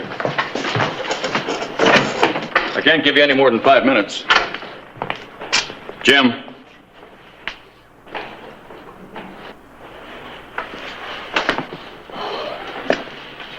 Thank you. Jim, this is all my fault. No. I wanted easy money. Jim, did you shoot Snell? Well, the only thing I figure, a bullet ricocheted. Look, maybe if you tell Hollister who the others were, he might make it easier on you. I can't do that, Pa. Jim, outlaws don't deserve your loyalty. It's no use. Then you'll go to prison. Jim, they say that penitentiary at Yuma's like a living death. Do you know if Snell dies, you might hang?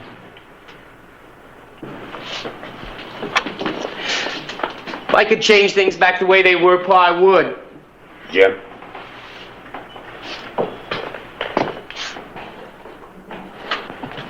Jim, get out of the territory.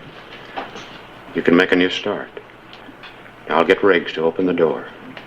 And his horse is outside at the hitching rail. Mr. Riggs! Yes, Mr. Edwards? Unlock the door. Now, just a minute. Please, Mr. Riggs. Don't make a murderer out of me, too. Open the door.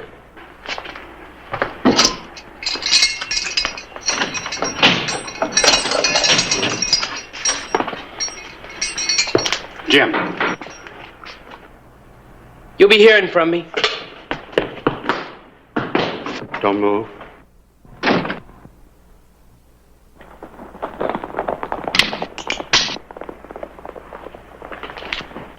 I had to help him. He's my son. Now you're both in this. Get in that cell.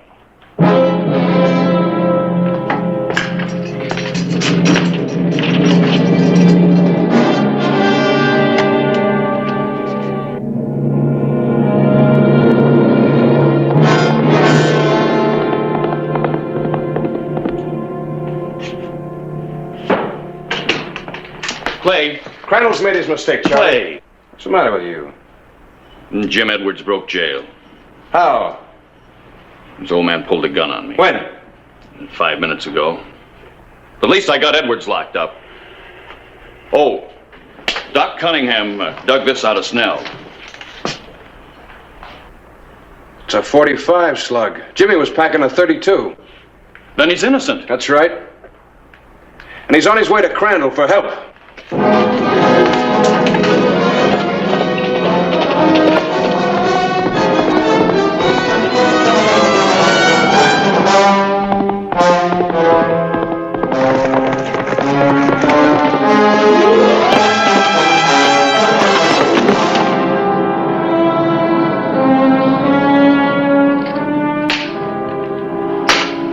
What you got? I got 2 pair, queens and 10. It's yours. I ain't expecting nobody, are you? No, take a look.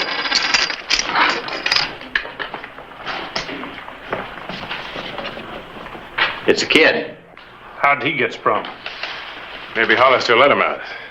Open up. I'll do the talking. Hello, Jim. How'd you get free? Never mind that. They're after me. I need your help. So you beeline it out here and bring us into it. Shut up. You means you're involving all of us. You wanted me in jail. We'd have gotten you out at the right time. I don't believe that. It's Hollister.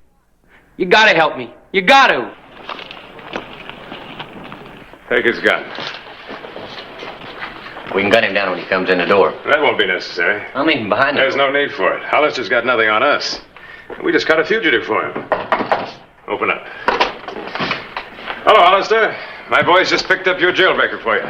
He's lying. All 3 of them were in on it. Oh, there's no use, kid. Hollister's got your number. You gotta believe me. Crandall promised me 1,000. That's enough. Get over there by the fireplace where I can keep an eye on you. One good turn deserves another, Crandall. Saw the kid's father and brought your picture. Oh, yes, my picture. You look all duded up.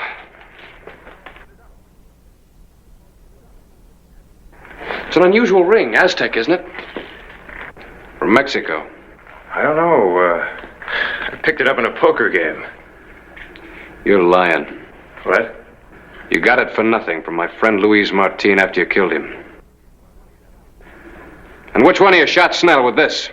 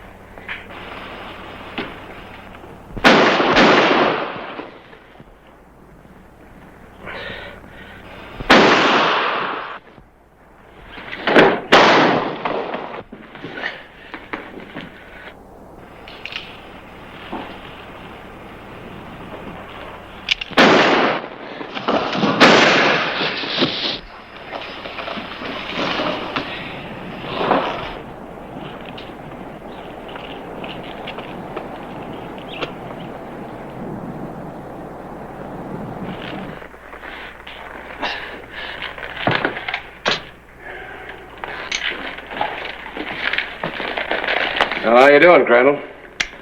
Great. I'll help you get him back to town. I'll give you my word. I believe you, kid. This time I got a charge that'll stick against you.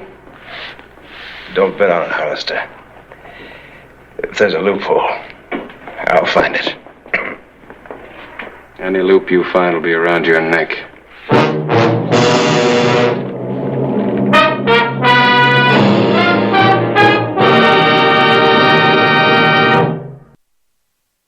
Let him out, Charlie.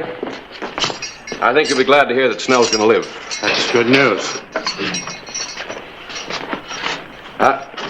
What about Jim? I'm afraid Jim will still have to face trial for his part in the robbery. Well, you got the money back. Under the circumstances, I don't think the judge will be too rough on you.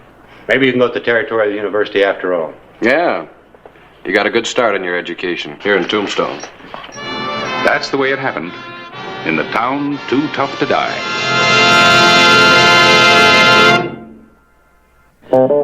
Whistle me up a memory, whistle me back where I wanna be, whistle a tune that'll carry me to Tombstone territory.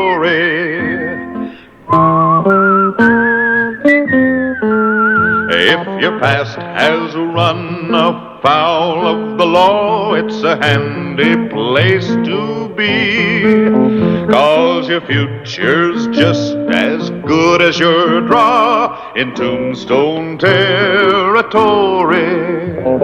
Whistle me up a memory, whistle me back where I wanna be, whistle a tune that'll carry me to Tombstone territory.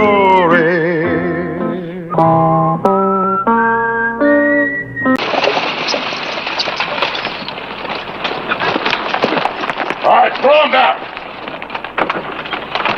What's going on here? Get down, preacher. Put your hands up and turn around. All right, throw down the box. Open it up, Zeb.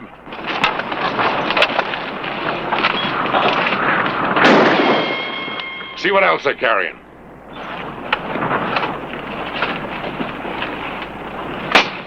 Nothing worth anything, just a case of Bibles.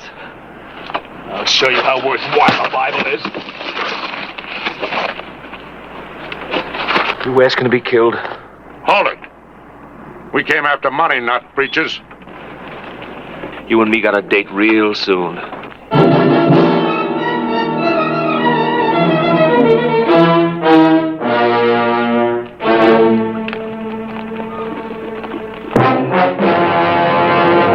An actual account from the pages of my newspaper, the Tombstone Epitaph. This is the way it happened in the town too tough to die.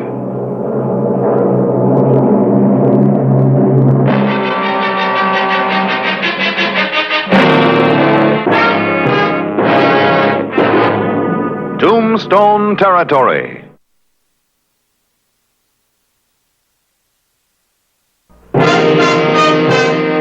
The afternoon of December 9, 1882. The stage holdup was reported to Clay Hollister, sheriff of Tombstone. Come in. Afternoon, Reverend Tuttle. Hello, Clay. It's the load of Bibles you brought in on the stage? Yes, that's right. I understand both you and them almost didn't make it. Oh, I wasn't worried. Well, you should have been. According to what that stage driver tells me, that fella you sent spinning came close to killing you. I got angry. Well, Reverend Tuttle, you haven't been in Tombstone very long, so you got a lot to learn. When there's a 6-gun leveled at you, that's not the time to get angry. People like you. They'd rather see you in church than up on Boot Hill. Amen to that. Tell me, do you recognize any of the men that held up the stage? Well, they wore masks. Well, supposing you'd run into them again, would you know them? I might, Clay. Come in, Mr. Claiborne. Hello, Reverend. Clay? Yes? Talk to the stagecoach boys. You lost an awful lot of money. Yeah, too much. I shouldn't send through a whole month's shipment at one time. I thought you'd like to know. Big Jim Sten's in town. Do you know Jim Sten? Sten? He hasn't been to church, has he? He wouldn't be caught dead in church. Runs a gambling casino up in Contention. Runs the rest of the town, too. Would you like to meet him? For what reason? From what the driver says, it may have been Sten and his boys that robbed the stage. Where can I find him, Harris? I saw him walk past the epitaph, toward the Crystal Palace. I'll see you later. Reverend?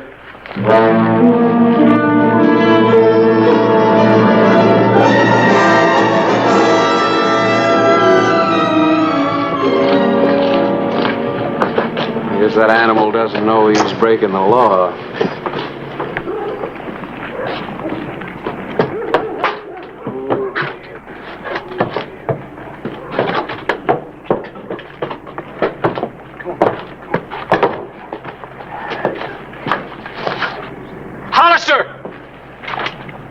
No need to draw, Sheriff. Just keep your hand away from your gun, Jim. Well, my horse. Glad it was you and not some horse thief. We have a city ordinance against horses on the sidewalk. Haven't heard about that in Contention. You recognize this man?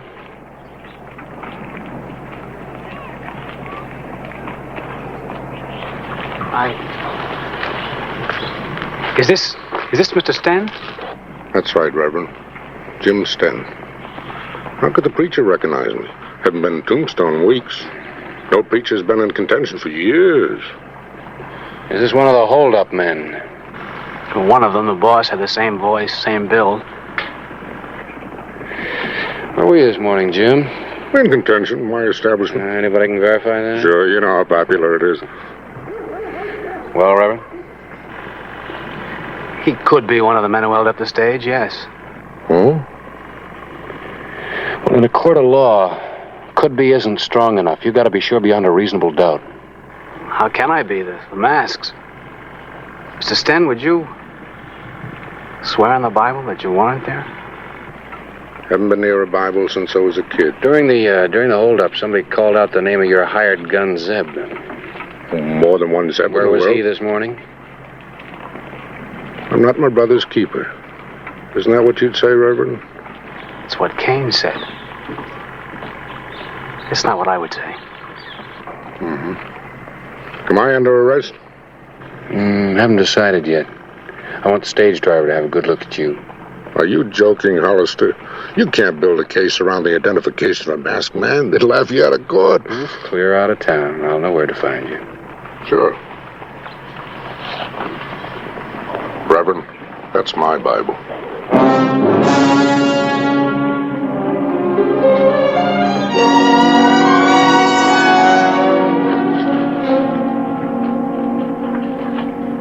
Sheriff, how far is this town of Contention? A couple hours' ride. Good morning. Oh, good morning. Well, good morning, Reverend. They told me in the office I'd find you here. I'd like to put a notice in the epitaph. Why, sure. What is it? Reverend Weeks will be conducting services in the Tombstone Church this Sunday. I'll be preaching elsewhere. Where's elsewhere? Contention. Contention? Well, what for? I learned those men up there haven't observed the Sabbath in years. Well, in a little while longer isn't going to hurt him any. Look, Reverend, take my advice and stay out of Contention. You'd be safer preaching to a pack of rattlesnakes. Clay's right, Reverend. That's no place for you. Gentlemen, I'm not concerned with my safety. What's the matter? Isn't there enough work to be done right here in Tombstone? Sheriff, I wouldn't think of telling you how to do your job. And part of my job is keeping people from getting their heads blown off. I have to go where I think I'm needed most. Good day, gentlemen.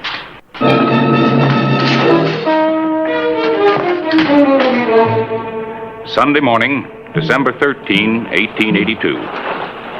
Reverend Malcolm Tuttle was the first preacher to enter Contention, Arizona Territory.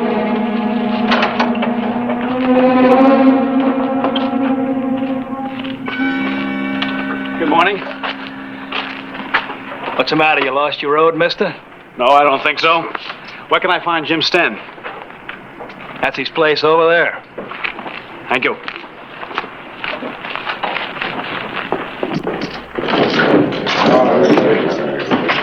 Gentlemen, this a fit activity for Sunday morning?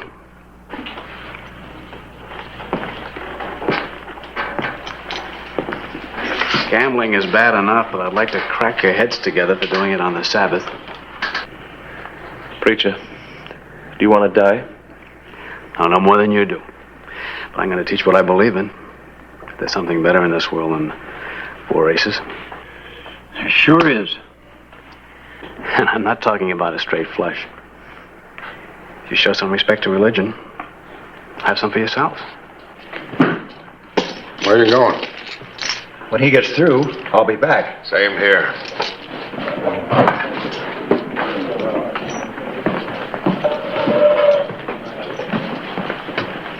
You got a grudge against me? Grudge? Accusing me of robbing a stage and breaking up my poker game? I've got other feelings about you, Mr. Sten. But no grudge. Preacher, I've had enough of you. I'm just starting. You're all finished. You know, I've never killed a preacher before, and I'm beginning to wonder what it's going to feel like. You better get out. And stay out. I'll be back. There's going to be a church in this town.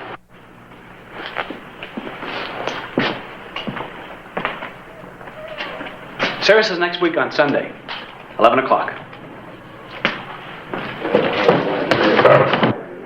Let me kill him. What for? Because I'd sleep better at night if he were dead. I wouldn't. Why? A lot of people could get mad if you killed a reverend. A reverend? Who cares what he is? Shut up. You know, he knows that it was us that robbed the stage. You can't prove it. Not today. But maybe tomorrow we can. We made a lot of loot off that stage. I want to live to spend it. And that church business, Jim, you let a preacher in town, and pretty soon you got the law and order boys, and they're digging. And you and me can end up in Yuma prison. You worry too much. Even hang. Look, let me gun him real quick. The others will stay out of town. You do any killing without my orders, you'll answer to me. If that preacher gets in my way, I'll take care of him.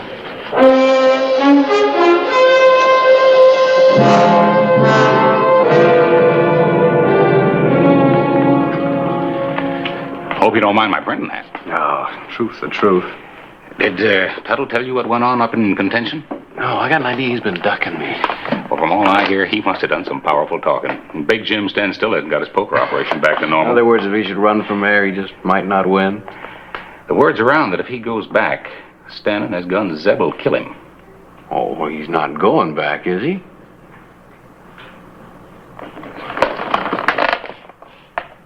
I'm beginning to think there's something funny about the Reverend Tuttle. Maybe we just don't understand religion. It's people. Maybe there's something between him and Sten. Well, like what? I'm going to find out.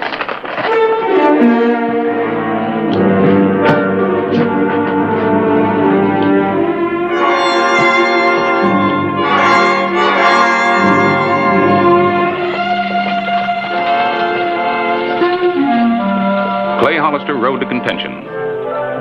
It appeared Reverend Tuttle had some special reason for risking his life. It was the sheriff's job to protect lives, and that included preachers.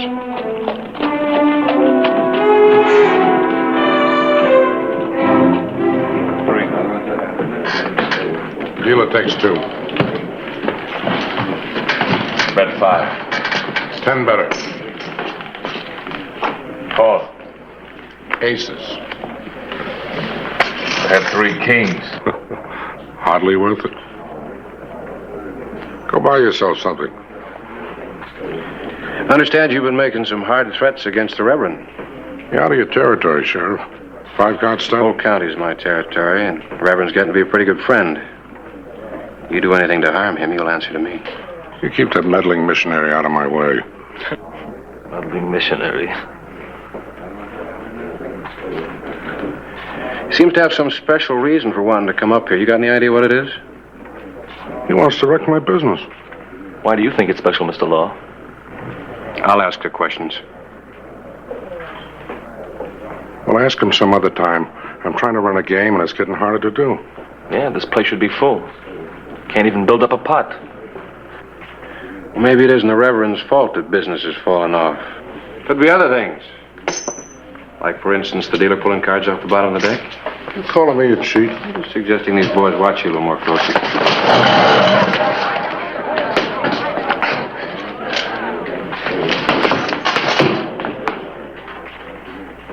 Zeb, put it away.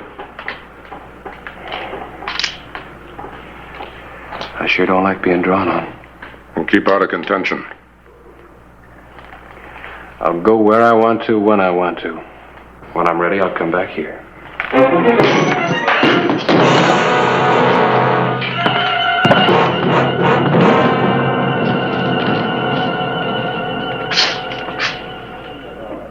Well, it looks like I'll have to kill him, too.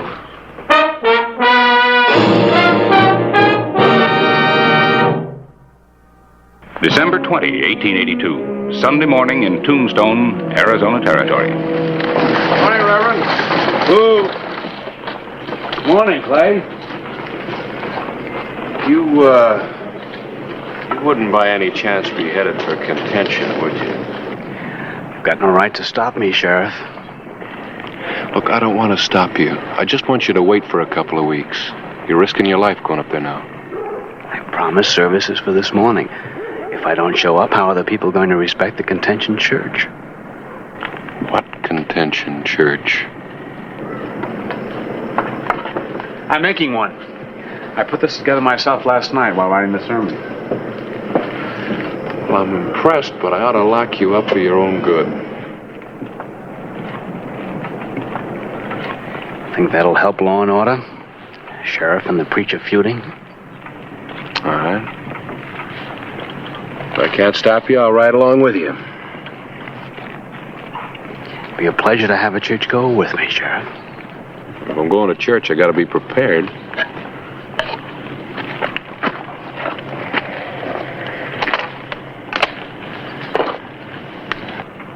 The church is a place for peace. Aim to keep it that way.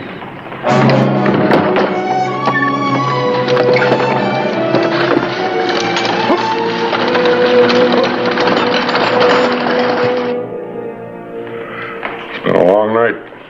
2 pair. Aces high. Beats me. I'm broke.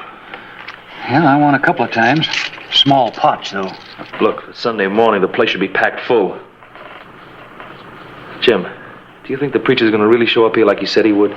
You sound like you're hoping. I am. Ooh, I wish he'd walk in that door right now. Zeb, take this in the back room. Empty it in the safe and fix up the account books. I never do that till the afternoon. Do it now.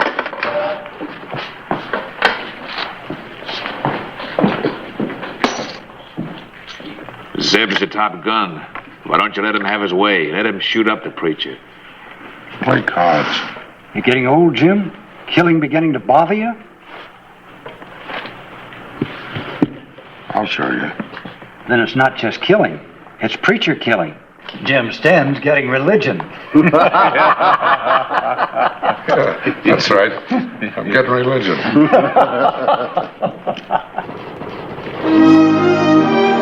11 o'clock, December 20, 1882. A day Contention would long remember.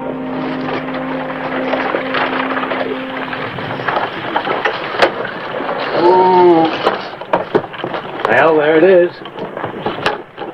All we have to do now is get ready. Couldn't have got yourself much closer to Sten's place.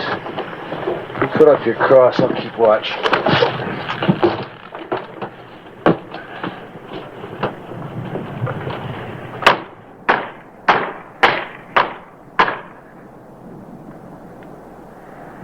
Well, we've got a church. Now all we have to do is get it open.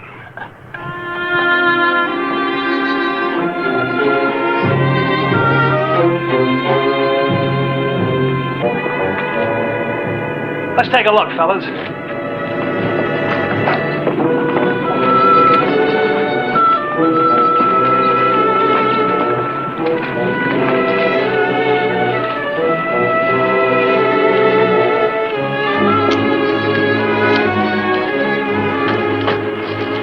Time for services.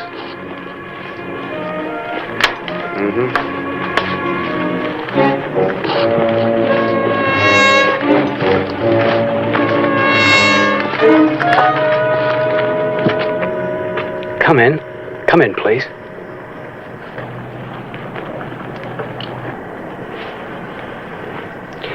The sheriff is here for services, just like you are.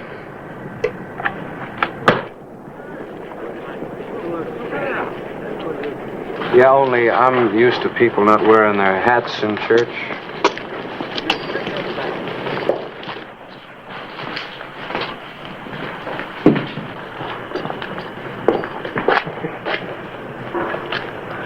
Not me, mister.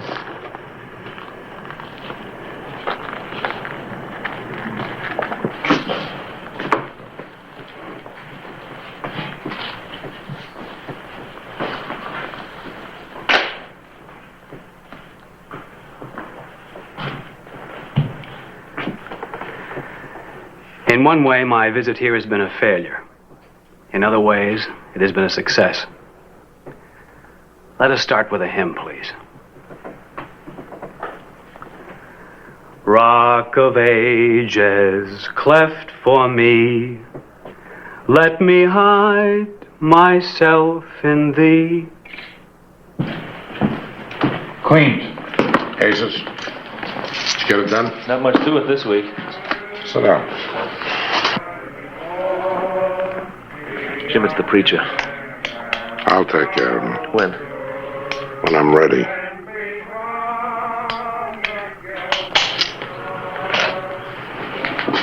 What's wrong with you, Stan? You're stalling.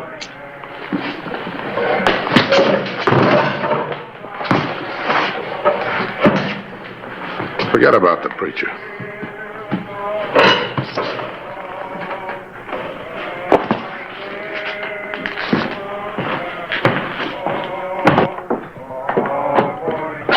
Tough guy. You're a real tough guy. Don't push me. The preacher calls Sten's bluff.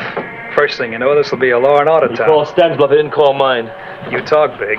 I'll gun that preacher down. What about Sten? And if he gets in my way, I can take care of him, too.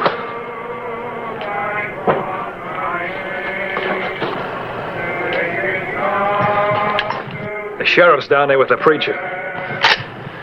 That doesn't change a thing.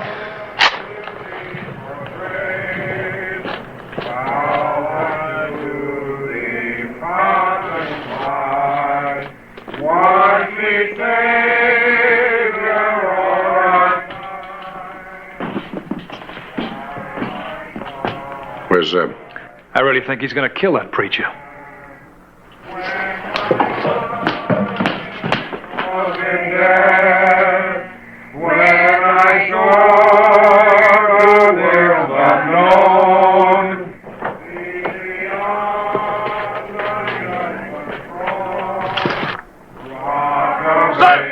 Stop!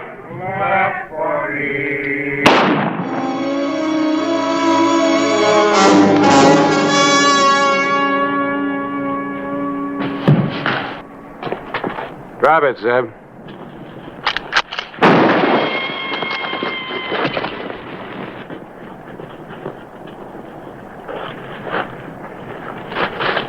You. Keep an eye on him.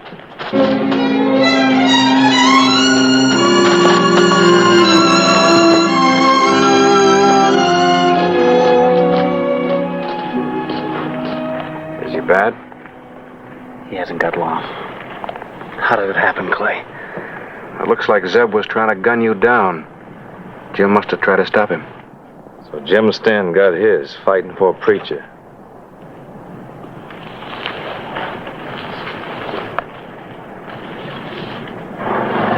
He was a big winner.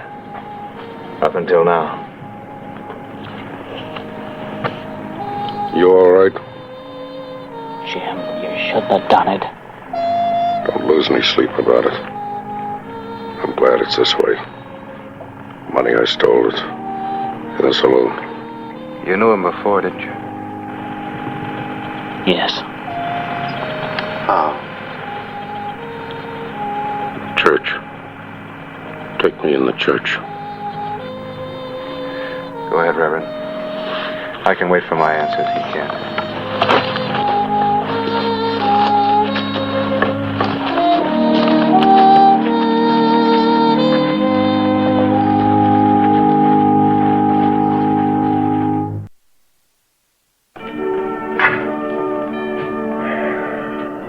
came too late to help him.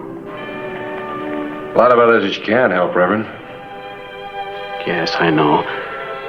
I was praying I could do something for him. He sure did go to a lot of trouble. He's my brother. Brother. I heard he was out this way. I didn't know he was using the name Sten until I saw him. Well, why didn't you tell me? I wanted to help him first. Perhaps change him.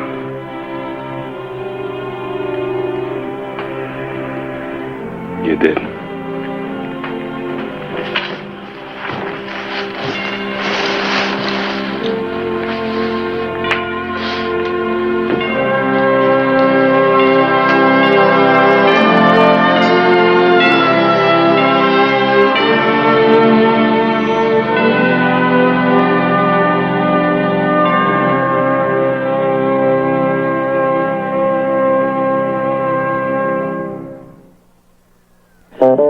Whistle me up a memory, whistle me back where I wanna be, whistle a tune that'll carry me to Tombstone territory. If your past has run afoul of the law, it's a handy place to be, 'cause your future's just as good as your draw in Tombstone territory. Whistle me up a memory, whistle me back where I wanna be, whistle a tune that'll carry me to Tombstone territory.